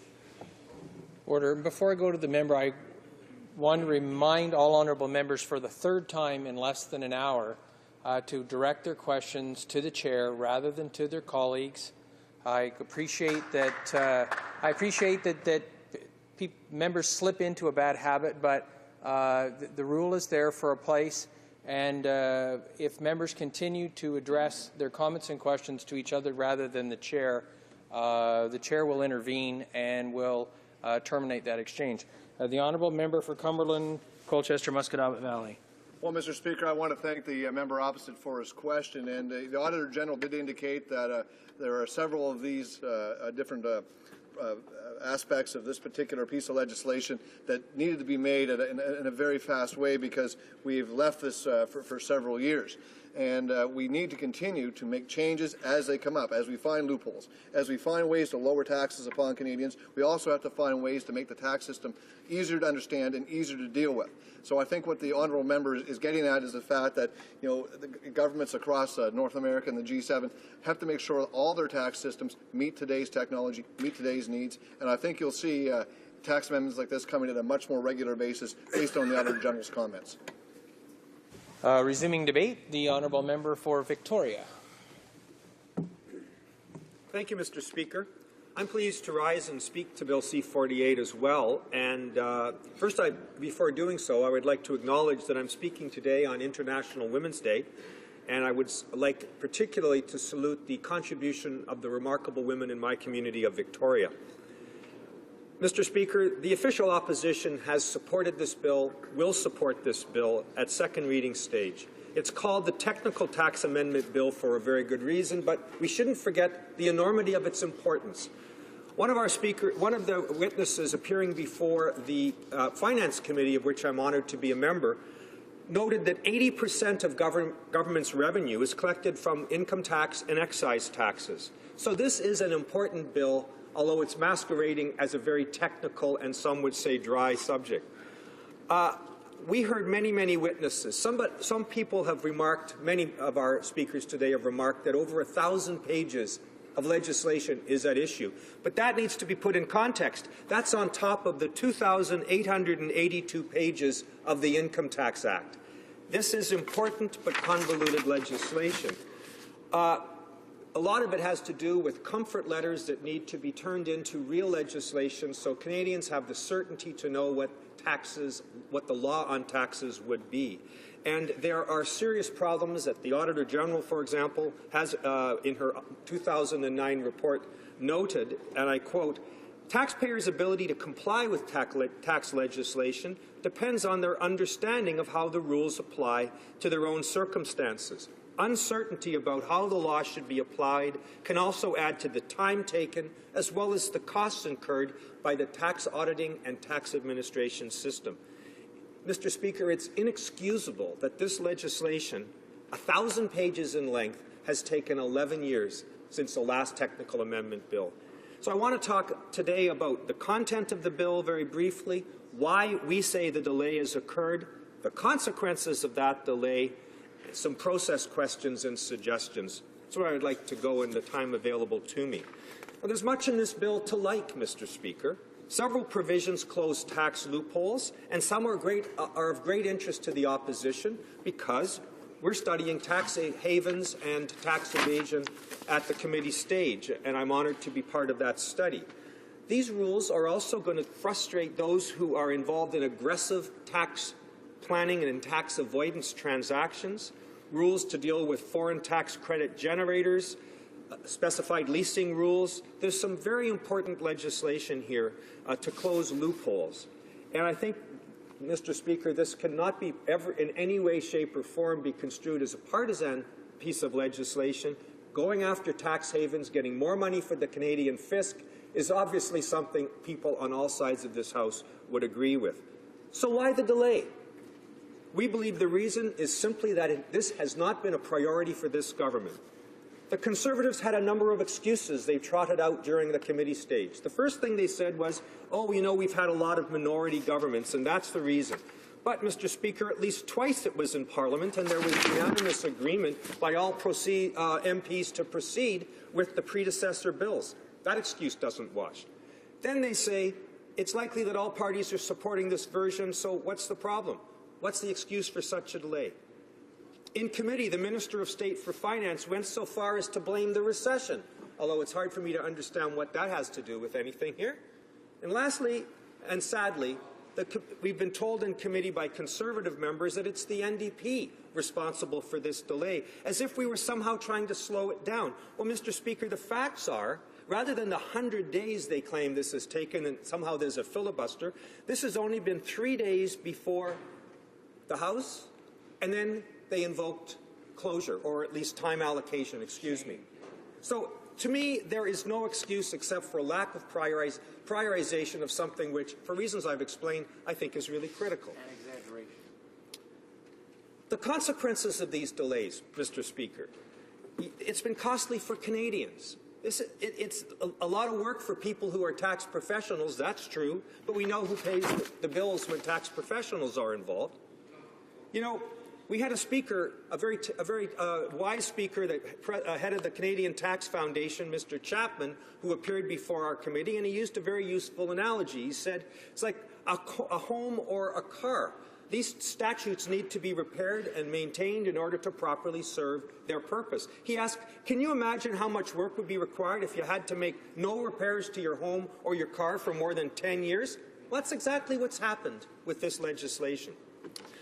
Now, the process, Mr. Speaker, is what I would particularly like to focus on. A tax lawyer in my jurisdiction, Mr. Thomas McDonnell, referred to this 1,000-page technical tax bill and wrote this. This bill will also be passed, and he's right, without much in the way of informed debate in the House. We've certainly seen that. Most parliamentarians voting on it will admit that they haven't read it, let alone tried to fully understand the consequences of voting for or against it. This is not, he says, how Parliament is supposed to deal with one of its essential functions, the raising of revenue. It's sad to say it, but I don't think most of our parliamentarians understand this aspect of the role of Parliament, he says, or if they do, have the courage to go to the wall in defending it. So here we have a massive bill, 11 years in the making, 11 years since the last one has come along, and here we are. So going forward, how can we avoid this kind of mammoth bill being debated, say, a decade later? This is likely the last chance we'll have to talk about this kind of process question for technical tax bills. So we don't know when the next one will be coming. I understand that there are still scores of changes still to be addressed, comfort letters that are still outstanding and the like. So we know we're going to have another one of these bills. How can we avoid the debacle that this has constituted? Well, at the committee stage, Mr. Speaker, the Parliamentary Secretary for the Minister of Finance moved a motion, the following motion, quote, that the Finance Department provide an annual update to the Finance Committee on the status of all outstanding technical tax changes, close quote. But, as my learned colleague from Rimouski Nejet Temusquata Les Basques pointed out to her, this proposed annual update actually only applies until promulgation, and it won't survive until the next prorogation. So we need to make a real effort, Mr. Speaker, at tax simplification. Ideas such as an Office of Tax Simplification in the UK have been suggested by the Canadian Institute of Chartered Accountants. I think that's an excellent suggestion. Secondly, the idea of establishing an expert panel or indeed even a royal commission to look at tax reform going forward. We think a sunset clause was suggested by the Certified General Accountants. That needs study as well. The bottom line, we need to do something.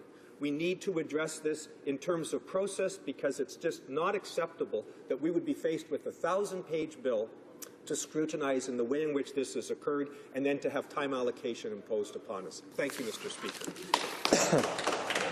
Comme il est 13h15, conformément à l'ordre adopté le jeudi 7 mars 2013 et la demande de voir de l'interrompre les délibérations. It is my duty to interrupt the proceedings and put forthwith every question necessary to dispose of the second reading stage of the bill now before the House. The question is as follows. Clarity, seconded by Ms. Finley Haldeman Norfolk, moved that Bill C-48, an act to amend the Income Tax Acts, the Excise Tax Act, the Federal Provincial Fiscal Arrangements Act, the First Nations Goods and Services Tax Act, and related legislation be now read a second time and referred to the Standing Committee on Finance. Is it the pleasure of the House to adopt the motion? Yeah! All those in favour will please say yea. Yeah! All those opposed, please say nay. In my opinion, the yeas have it. I declare the motion carried. Accordingly, the bill stands referred to the Standing Committee on Finance. The Honourable Chief Government Whip is rising. Point of order. Mr. Speaker, I ask that you see the clock at 1:30. The Chief Government Whip asked that we see the clock at 1:30. Is agreed? Agreed. The House will now proceed to the consideration of private members' business as listed on today's order paper. Private members' business, affaires émanant des députés. Resuming debate at second reading of Bill C-464, an act to amend the Canada Labour Code and the Employment Insurance Act, parental leave for multiple births or adoption. Standing in the name of Mrs. Sanya. The Honourable Member for Renfrew, Nipissing, Pembroke. Thank you, Mr. Speaker. I'd like to review the reasons why we cannot vote in favour of Bill C-464 on this side of the House. Quite simply, the member from Verchères-les-Patriotes bill goes against the spirit of the Employment Insurance Act. EI parental benefits provide eligible parents with a maximum of 35 weeks of parental benefits to care for their child, regardless of the number of children that resulted from a pregnancy or adoption. This is because it is the lost earnings the individual is insuring, not their social or financial circumstance. This is fundamental to the concept of employment insurance. If parents decide to share the benefit between themselves, it can be split so that the benefit can be received either simultaneously or concurrently. The private members' bill proposes to double the number of weeks parents are eligible for parental benefits from 35 to 70 weeks in the case of multiple births or adoptions. It would also allow one of the parents to collect the entire 70 weeks of benefits if they so desired. Mr. Speaker, we recognize the honourable member's good intentions. However, EI is an insurance program. It's not a social welfare program where the financial needs and the circumstances of the individual are considered in determining the eligibility, entitlement, and the rate of weekly benefits. I know this seems a bit confusing to the members opposite, so let me explain what I mean. If we look at the other benefits, we see that the requirements are universal for that event. Sickness benefits don't change upon the illness an individual has. Compassionate care benefits, again, do not change depending on the type of illness that has put a family member at risk of dying. This is because the benefit is based on a category of life events that earnings are insured for. The legislation is clear. EI parental benefit is not tied to the number of children born or adopted at any one time.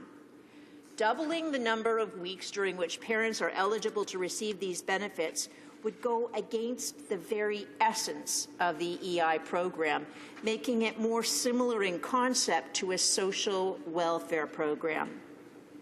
Mr. Speaker, our government knows the importance of family.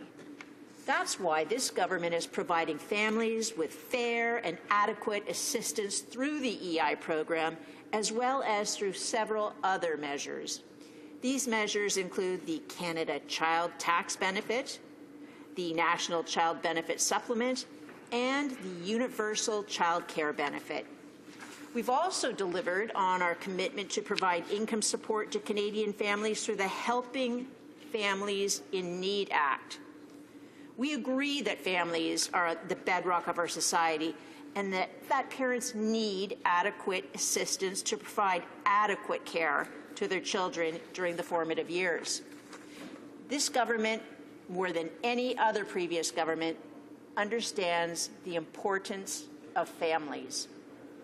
However, this bill would not be financially responsible at this time, and it would undermine the insurance-based principle of the EI system. It was estimated by the Member of Parliament for Verchères-les-Patriotes that the extension of the parental benefits proposed through C-464 would cost $27 million. However, the government estimated the cost would be closer to $100 million in program costs alone, not including the administrative costs. So far, we've seen the NDP propose almost $8 billion a year in new EI spending. That's per year, Mr. Speaker. This is $8 billion that would need to be contributed by workers and employers in increased premiums to pay for these benefits. I would encourage all members of the House to join me in voting against this legislation. Thank you, Mr. Speaker. The honourable member for Winnipeg North. Yes, thank you, Mr. Speaker. It's with pleasure that I rise and speak on what I think is a really important issue, in the sense that employment insurance and the manner in which it's evolved has actually been, I believe, to the greatest benefit of the individuals that find themselves in difficult situation where they're having to change occupations. And quite often it's not that they're doing it on a voluntary basis. It is because of a shift in industry or a decrease in demand for a product, which ultimately leads to layoffs, in some situations, individuals being fired, and so forth. Mr. Speaker, we need to, I believe, reflect in terms of what it is that we're actually trying to achieve here today. To the extension of parental benefits is something in principle that we in the Liberal Party are open to the idea, Mr. Speaker. And to that degree, we're prepared to say let's allow this bill to go to committee and see what others would have to say and listen and hopefully maybe even improve upon the bill or pass some judgment, final judgment in third reading. But at the very least, let's see it get out of second reading. Employment insurance was actually created, and a number of years. We're talking back into the 40s. Prior to that, Mr. Speaker, it was more so individual provinces that were responsible for unemployed and providing for the unemployed. It, in fact, had to take a constitutional change which ultimately empowered Ottawa, and it was through Liberal administration back then that sought and was successful at getting the constitutional change that was necessary in order for Ottawa to establish a national unemployment program. Well, we didn't stop there, Mr. Speaker. It provided some very basic dollar amounts, and it would have been basic at that time. And through the years, there has been a great deal of consideration in terms of how it is that we could expand the program, and it dates all the way back, Mr. Speaker, virtually from when it was first brought into its existence. Some of the most noteworthy changes, here we're talking about parental rights or parental benefits, or the potential of increasing parental benefits with Bill 464. But it wasn't that long ago. I shouldn't say that long. It was about 40 years ago, back in the 70s, when Pierre Trudeau actually brought in maternal benefits, Mr. Speaker, recognizing that that there is value through employment insurance for individual and providing employment insurance for those individuals that are in fact having to leave the workforce in order to have a child, and that was a fairly bold move back in I think it was 1970, 1971, in and around that time, Mr. Speaker. There have been other areas in which we have seen employment changes and enhanced. I can recall in the last federal election, knocking on doors, talking with people, primarily because on the issue of employment insurance, primarily because we were talking within the Liberal Party during the last election that why not use employment insurance in order to be able to provide for different type of care situations. For example, when you have a parent that's seriously ill, terminally ill, or a close family member that's terminally ill, quite often what you need to be able to do is to provide that direct care, Mr. Speaker. And In situations such as that, are there things that we can do through the employment insurance programs that would, in fact, allow for that to take place? It's not just strictly a cost in the sense of money going out of the employment insurance program, in the sense that, Mr. Speaker, it's about the quality of life. It's about allowing families to be together during difficult times.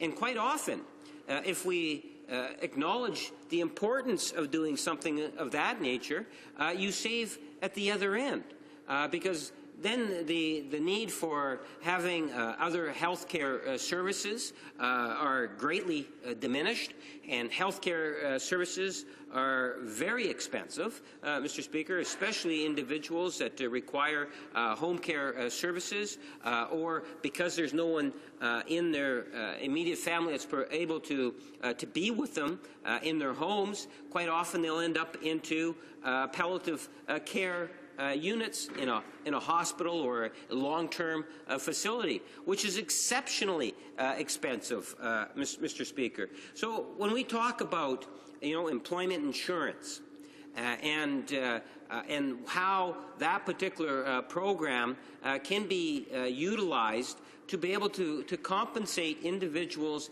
that are not able to work, Mr. Speaker, for good reason, that we should at the very least, be open to that. And I think that the support that the Liberal Party is providing on this particular bill in terms of allowing it or encouraging members to, at the very least, allow it to go to committee, will allow, ultimately, I believe, a healthy discussion at the committee level in terms of to what degree can employment insurance be used as a tool to compensate individuals that have been in the workforce and for good reason need to be taken out of the workforce for a relatively short period of time. And I would welcome the opportunity to hear what other members would have to say. I can appreciate one of the speakers on this bill indicated that it should be just try to narrow it. It's just strictly you find yourself unemployed because you've been fired or you've been laid off. Maybe that's what that particular individual feels that anyone should be entitled to.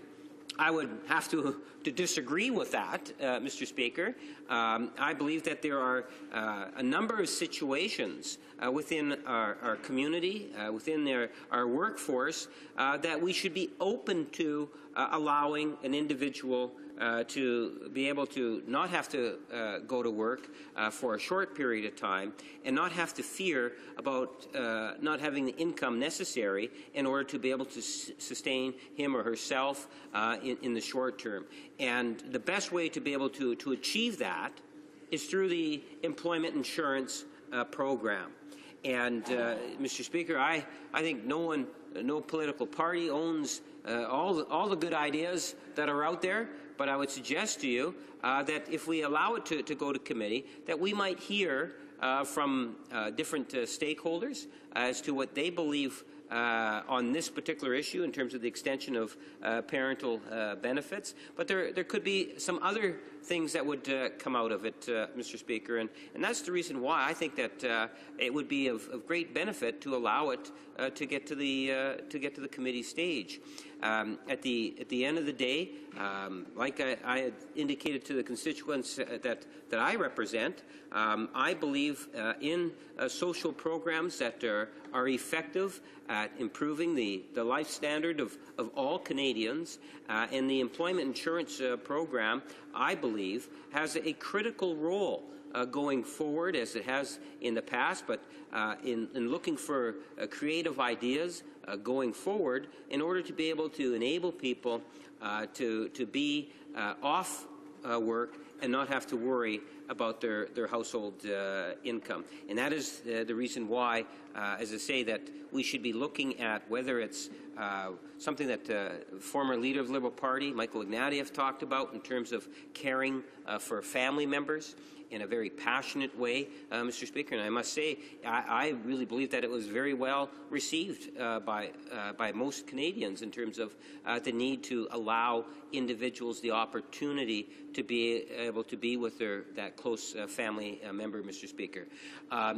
The other issue in regards to the number of hours that one has to put in order to be able to qualify. During the 90s, in fact, it was reduced. In 2000, I should say, Liberal government increased parental benefits to 35 weeks from 10 weeks. It reduced the hours of eligibility from 700 to 600, allowing more parents to spend more time to care for their children, without again having to worry about the loss of income from not being employed, Mr. Speaker. So, bottom line, let's see the bill go to committee.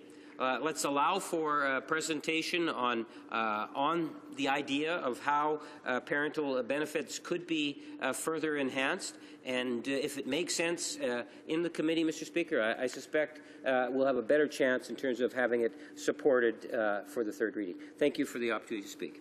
Resuming debate, the honourable member for Rivière-les-Mille-Îles. Thank you, Mr. Speaker. First of all, I'd like to wish you a happy International Women's Day. I would like to encourage all parliamentarians in this House to continue to work for the rights of women. Unfortunately, we have the Conservative government that feels that women's rights fight is just an advertising campaign, but we have to work together to take concrete action. I am pleased now, very pleased in fact, this afternoon to be able to speak with regard to the bill put forward by my colleague from Belcher, Les Patriotes, which amends the Canada Labour Code and the Employment Insurance Act in order to correct an injustice for parents who have multiple children through birth or adoption. I also want to thank her for excellent work with families. We have heard a lot from Conservative members that it's not necessary to improve parental leave here in Canada, but before I start my speech, I would first of all like to compare parental leave offered in Canada with parental leave that's offered elsewhere in the world in other jurisdictions. So I want to recall that in Canada, parents are entitled to 35 weeks at 55% of their salary, with a maximum of $501 a week. In Sweden, parents are entitled to 47 weeks at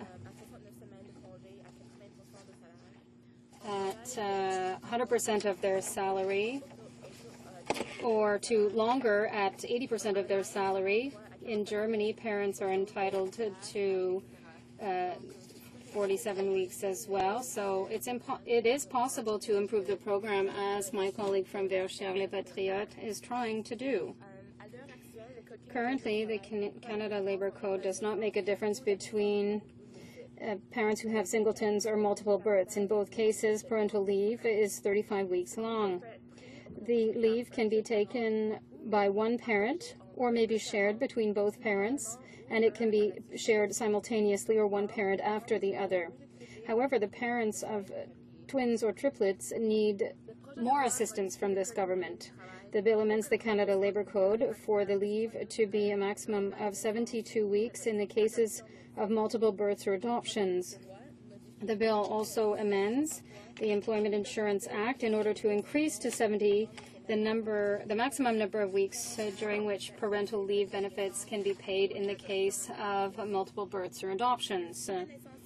If the birth of a child is a very happy occasion, we must recognize that parents of multiple births suffer from increased stress, and on all levels, physically, financially, and psychologically. Having a child, particularly in the current context where both parents are often working and grandparents live in another city or town, requires a lot of time and effort from parents. Of course, when we're talking about multiple births or multiple adoptions, this responsibility increases. It's unfortunate that the Canada Labour Code and the Employment Insurance System do not take into consideration this very simple reality.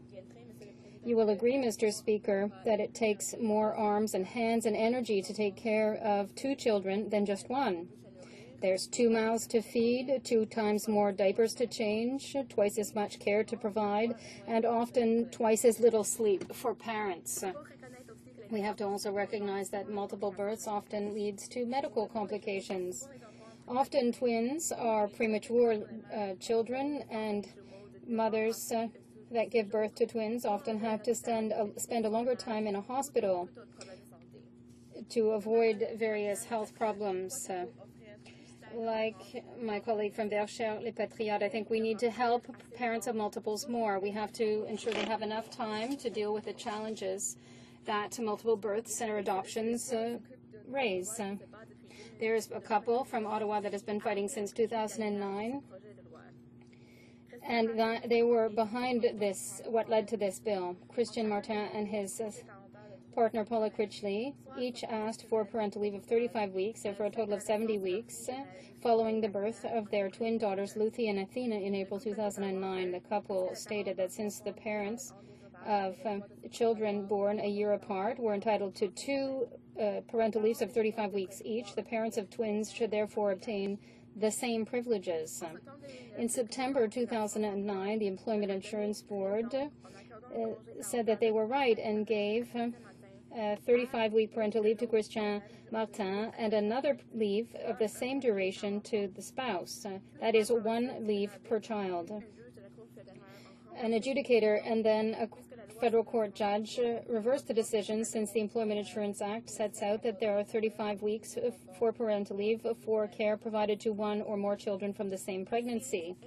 Christian and Paula now want to take this case to the Supreme Court. It is their view that the Employment Insurance Act is violating a right to equality under the Canadian Charter of Rights and Freedoms. We will see what happens with this important case for families, but I believe that we could resolve this problem now by adopting C-464, which is now before the House this afternoon. It is all the more important to support the bill since the number of multiple births is continually rising. Over the last 30 years, there was an explosion in the number of multiple births in Canada, corresponding to the increase in other developed countries between 1974 and 1990.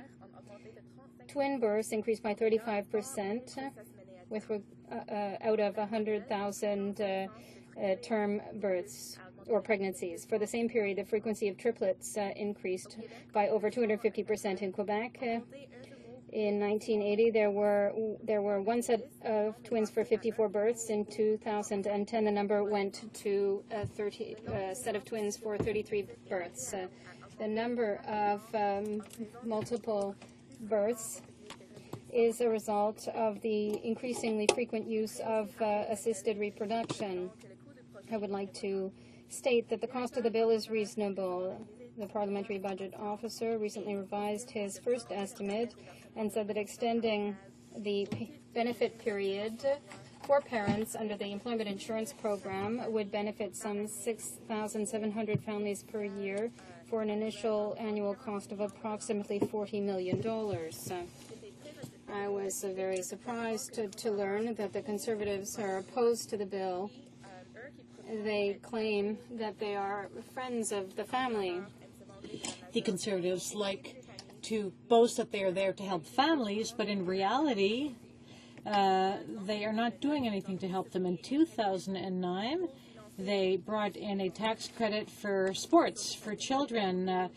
Now, this led to great photo ops during the election campaign, but what they didn't say was that the tax credits really went to wealthy families who could afford to register their kids in organized sports. Families had to spend $1,000 to get $150 back. Mr. Speaker, I'm not against the fact that we should encourage young people to do more sports, but I just want to point out that the government spreads electoral candies around, but if it had its priorities straight, it would not have a problem finding $40 million to support this bill. I would also like to remind you that Canadians opposed another New Democratic bill, which would have helped Canadian families and Quebec families to help pregnant women work in a safe and secure environment. Last May, they rejected Bill C-307, which was introduced by my colleague from Rosemont, La Petite Patrie. That bill would have changed the Canadian Labour Code to allow women to fall under provincial legislation in order that they work in safer environments when they are pregnant. And this is another example of the Conservatives betraying families. In my opinion, Bill C-464 is a good investment because it would allow parents to recover more easily after having multiple births, and it would give them time to give their children, their newborns, a better start in life. I would also say that Multiple Births Canada supports this bill. This organization helps parents fight for equality, that is, parents who have twins or triplets.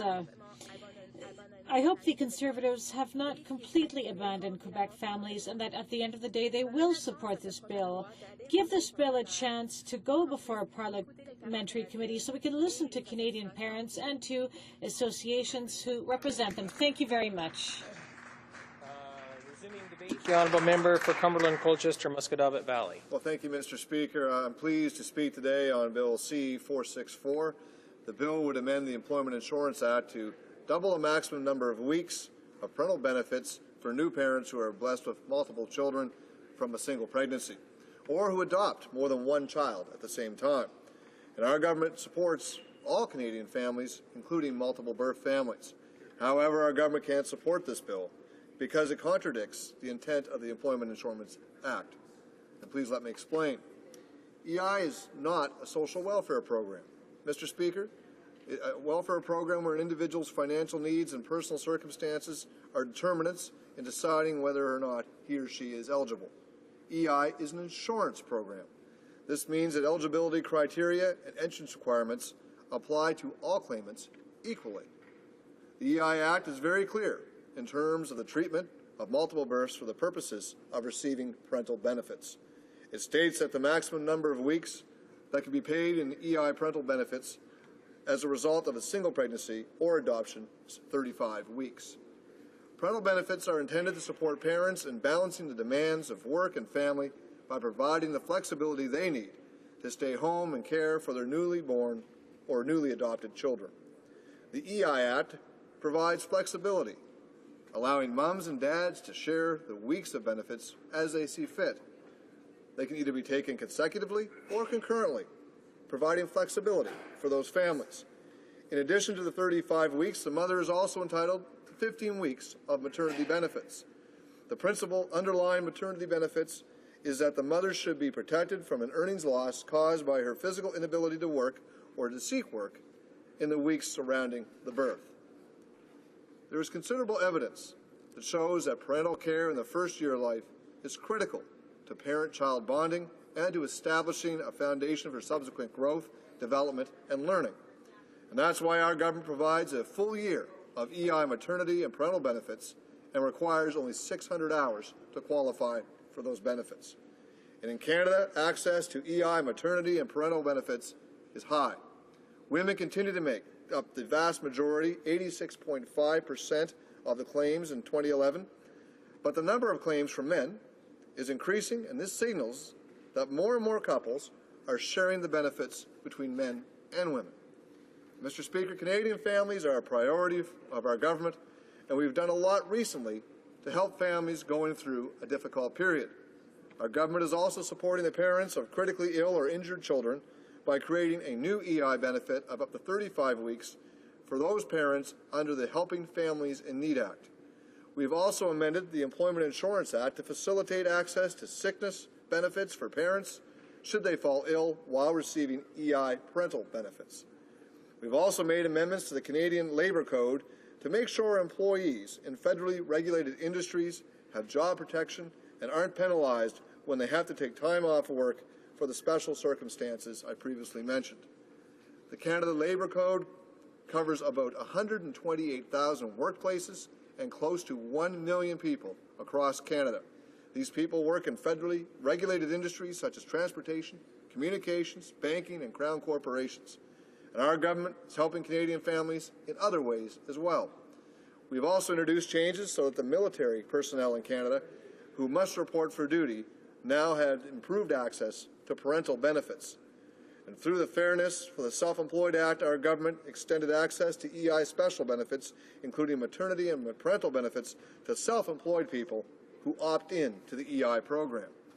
And we have provided greater flexibility under the EI program for parents who foster children and have committed to adopting them through earlier access to parental benefits. Mr. Speaker, we believe that families are the bedrock of our society. And that is why each year we spend billions of dollars in transfer payments to the provinces and territories to support early childhood development and child care. We also help Canadian families through direct spending and targeted tax relief.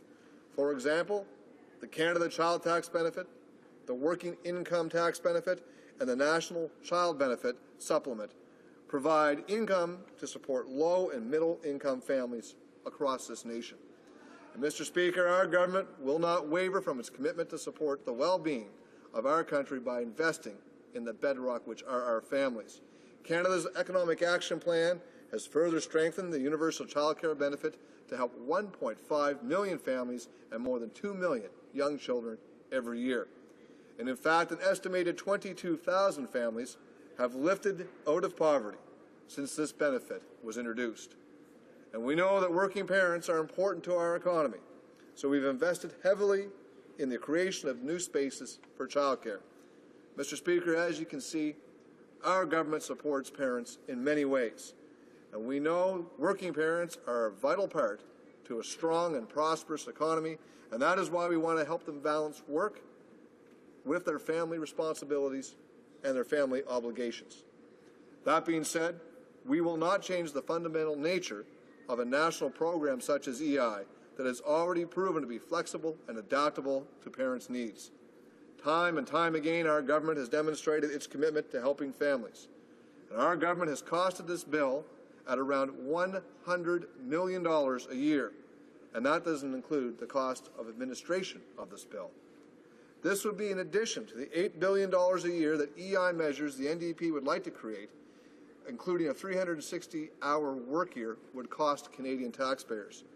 The result of implementing the NDP's EI agenda would see a 40% increase in EI premiums, which would be economically crippling to these people in fragile economic times.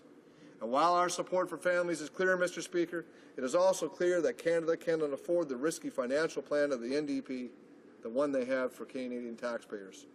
I would encourage all members of this House to vote against this legislation. Thank you, Mr. Speaker. Resuming debate, the honourable member for Nickel Belt. Merci, Monsieur le Président. Thank you very much, Mr. Speaker. I'm pleased to rise today to speak to this bill, Bill C-464, which has been presented by the member for Verchères-Les Patriotes. She is a member who is very progressive and who thinks about the future, not like the Conservatives, and I would like to ensure the constituents of Les Patriotes, that they are well represented in the House. I'm not surprised that the Conservatives are not supporting this bill. I don't think anybody should be surprised about that. They're not. They used to be a progressive party, but they're a long way from being progressive right now. And of course, we costed this bill at $26 million. They've costed it at $100 million, and we shouldn't be surprised about that either, Mr. Speaker. After all, their costing numbers have been out of space ever since they became government. We can only have to look at the F-35s, the way they've costed those. And they're applying their same costing system to this bill here. But if anything, I would certainly like to see this bill go to committee so it can so we can discuss it properly, and that it can be the costing be reviewed. And I'm sure if we do that, Mr. Speaker, we will see that the $26 million is a proper cost. Certainly is a pleasure, again, like I said, for me to rise today for personal reasons. We have multiple births in my family. We also have multiple births in my wife's family. And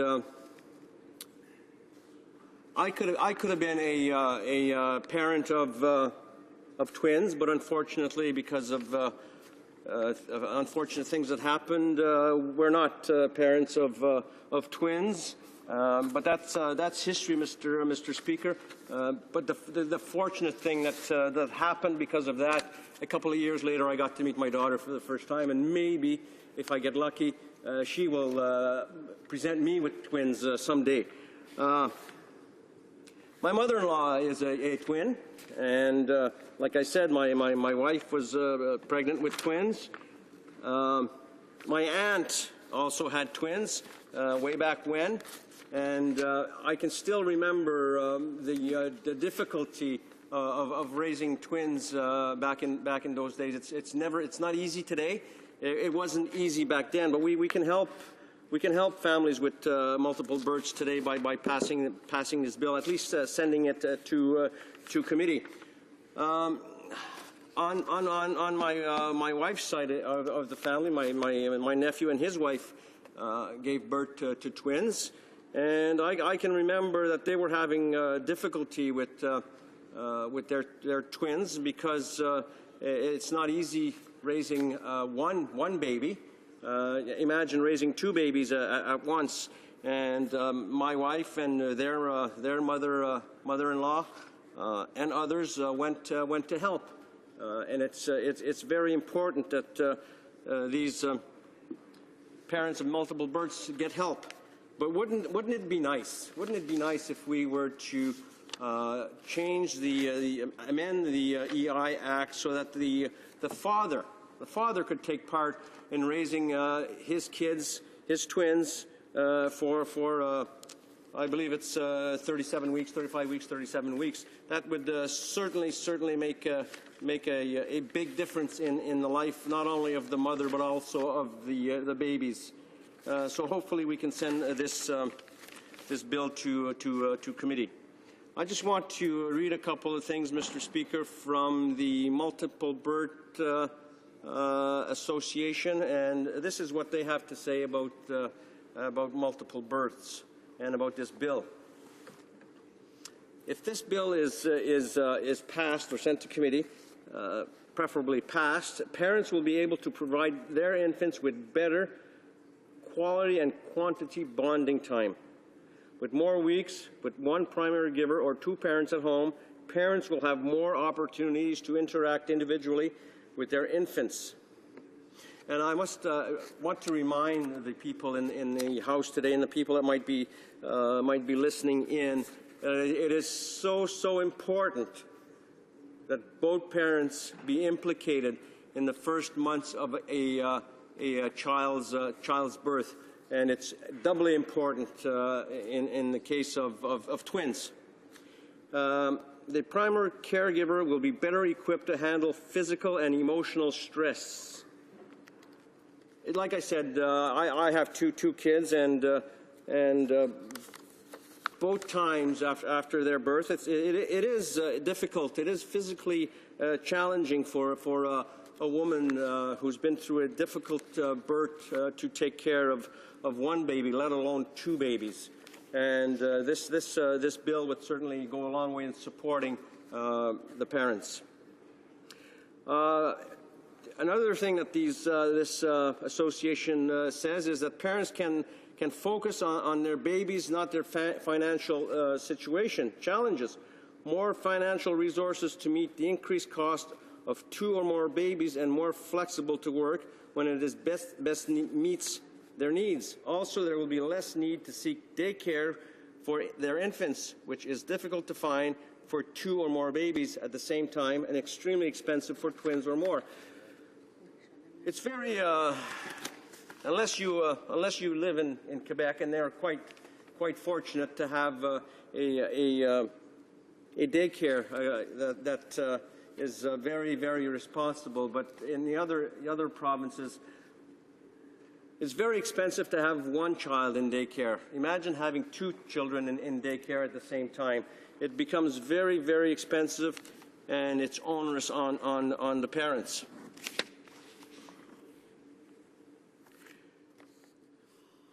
We, in the past, governments have made changes to EI.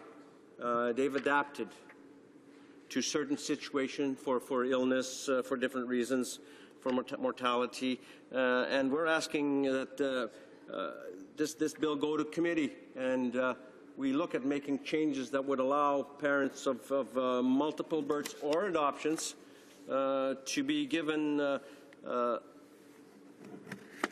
more time to spend with their new children. It raising one child is difficult. It's costly, but when you're raising twins, it's double the cost, but double the work. It's double everything, Mr. Speaker. So it would be certainly a blessing for these parents to get help from this government, but I guess that is too much to ask from these Conservatives. They're not really interested in helping ordinary Canadians, let alone people with or mothers with multiple births. I just want to read one more line from the Multiple Births Association. Mothers will have better support after pregnancy complications. Sometimes pregnancies can be complicated, especially with where twins are involved. And with more time, be with one primary carer or two parents at home, mothers have more time to rest and recover while caring for their babies. It's rather difficult for a mother who was just given birth to recuperate from a difficult birth, a difficult pregnancy. Thank you, Mr. Speaker. And this bill would address this, and it certainly would go a long way into helping mothers, helping fathers, and but most of all, Mr. Speaker, it would certainly help in the bonding of parents with their new babies. Thank you, Mr. Speaker. Resuming debate, the honourable member for Joliette. Thank you very much, Mr. Speaker. I know what I'm talking about. On June 26, 1968, life gave me a very generous gift. I had the luck to give birth to two girls at the same time. They arrived in my life when my eldest was 27 months old. Trust me, it was a lot of work, but I was young.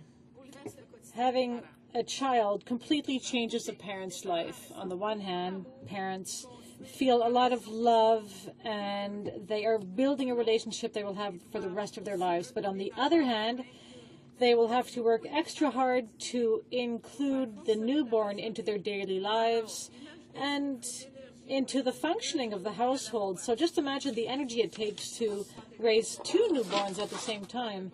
And in 1968, things were a little different than they are today. And parents of twins face many challenges. Since newborns are not hungry at the same time, parents always have to watch out, and life becomes a marathon of diapers and feedings. And trust me, I still remember that after all these years, but those are nevertheless good memories. Parents also have to discover the personality of each child, what makes each child unique. Parents must stimulate their children and meet their needs without making any compromises, and also without forgetting the eldest child. It's always a full-time job to have a child, but giving birth to twins is even more demanding. So based on my experience, I can tell you that having twins means having twice as much work than giving birth to a single child. That's why I strongly support the bill in the name of my colleague, the member for Verchères des Patriotes. And I believe that she is working for social justice and equality for all parents. In fact, why would we abandon parents of twins? In the NDP, we believe in providing assistance to Canadian families because they are at the basis of our economy, they're the pillars of our society and our lives. In this context, everything that we can do to help parents must be taken seriously. I will now take some time to explain to you how this bill represents an opportunity to provide assistance. In Canada, we already have several programs to support families, but we can do better. The Canada Labour Code gives to an employee a maximum of 35 weeks of leave. The Employment Insurance Act also provides parental benefits for a period of 35 weeks. But is that really fair in the case of twins? A major difference, based on my experience, is that generally, to survive in the current economic context, 2 salaries are required.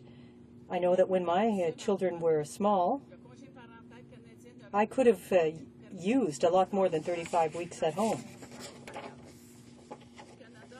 In Canada, we are entitled to 35 weeks of leave at 55% of our income for a maximum of $485 per week.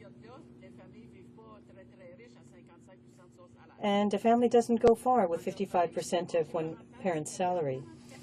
In Norway, for example, family leave is set at 44 weeks at full salary. In Germany, 47 weeks with full pay. In Sweden, parents are entitled to 47 weeks with their full salary or 69 weeks at 80%. Sweden also provides an additional 6 months of leave per additional child.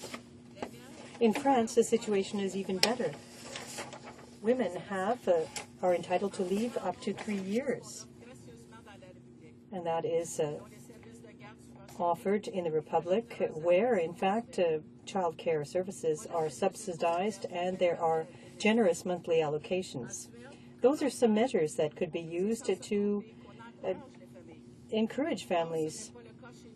It's not the case here, even less so for the parents of twins. Based on all appearances, Canada prefers to give large corporation tax breaks instead of helping families. Bill C-464 is a step in the right direction if we want to change that fact. What my colleague is proposing is to amend the Canada Labour Code to extend the parental leave period to a maximum of 72 weeks, which would enable 2 parents to benefit from a decent amount of leave. We are seeking equality in all spheres of society, and that's the least we can do to enable all parents to have the same level of involvement in the home. Moreover, my colleague is proposing to amend the Employment Insurance Act in order to increase the number of weeks for which parental benefits can be paid to 70 weeks for multiple births, as all other parents, parents of twins and triplets, pay into employment insurance and deserve to receive adequate benefits. I know, moreover, that the idea that those who pay into EI should benefit from it is not equally shared in this House, but I'd like to remind all that employment insurance is funded by workers for workers. It is therefore normal for parents of twins to benefit from it fairly. Having said that, perhaps you would benefit from knowing that implementing Bill C-464 would cost $40 million. Now, that amount may astonish some people, but that is very little, in fact, when we consider that $526 billion are currently stagnating in the coffers of large corporate entities in Canada. We need to implement a program that will truly help Canadian families. But the Conservatives prefer to give gifts to large corporations based on ideological views. We know, however, that that money has not been reinvested. The large corporations have simply said, thank you very much. Bill C-64 is an opportunity to make amends by showing Canadian citizens some respect. It's our duty to help the economy, and that can be done in many ways, namely by helping small and medium-sized businesses, by investing in green technology and through research. But let's not make the mistake of abandoning families, because they are, as I reiterate, the pillars of our society. In concluding, Mr. Speaker, I'd like to underscore that multiple births are on the rise in Canada. In fact, over the past 30 years, the number of multiple births has gone up continuously. It's high time, therefore, for this House to face the music and to offer Canadian families what they expect of us, policies that truly help them in their daily lives. I would encourage all members to vote in favour of this bill in the name of my NDP colleague, because Bill C-464 is, without a doubt, a step in the right direction. Thank you very much, Mr. Speaker. Resuming debate. Is the House ready for the question? The question is as follows. Madame Hassani, appuyée. Mrs. Hassania, seconded by Ms. Day, moves that Bill C-464, an act to amend the Canada Labour Code and the Employment Insurance Act, parental leave for multiple births or adoptions, be now read a second time and referred to the Standing Committee on Human Resources, Skills and Social Development and the Status of Persons with Disabilities. Is it the pleasure of the House to adopt the motion? All those in favour will please say yea. Yay! All those opposed will please say nay. In my opinion, the yeas have it.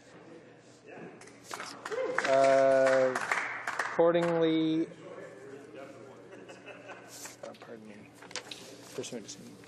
pursuant to Standing Order 93, the division stands deferred until Wednesday, March 20th, 2013, immediately before the time provided for private membership. The Honourable Deputy de The Honourable Member for Ile-de-la-Madeleine is busy. Mr. Speaker, there have been consultations among the parties, and we are seeking unanimous consent for the following motion, that notwithstanding any standing order or customary discussion, that the debate at second reading of this bill enacted to amend the Canada Labour Code and the Employment Insurance Leave, parental leave for multiple births or adoptions, be further deferred to Wednesday, March 27, 2013, immediately before the time provided for private members' business. Does the honourable member have unanimous consent to move the motion? Yes. The members have heard the terms of the motion. Is it agreed? Yes. Agreed. En conséquence, la vote. Accordingly, the vote will be further deferred to Wednesday, March 27, 2013, immediately before the time provided for private members' business. It being 2:12, the House stands adjourned until Monday, March 18th, 2013 at 11 a.m. pursuant to Standing Orders 28.2 and 24.1.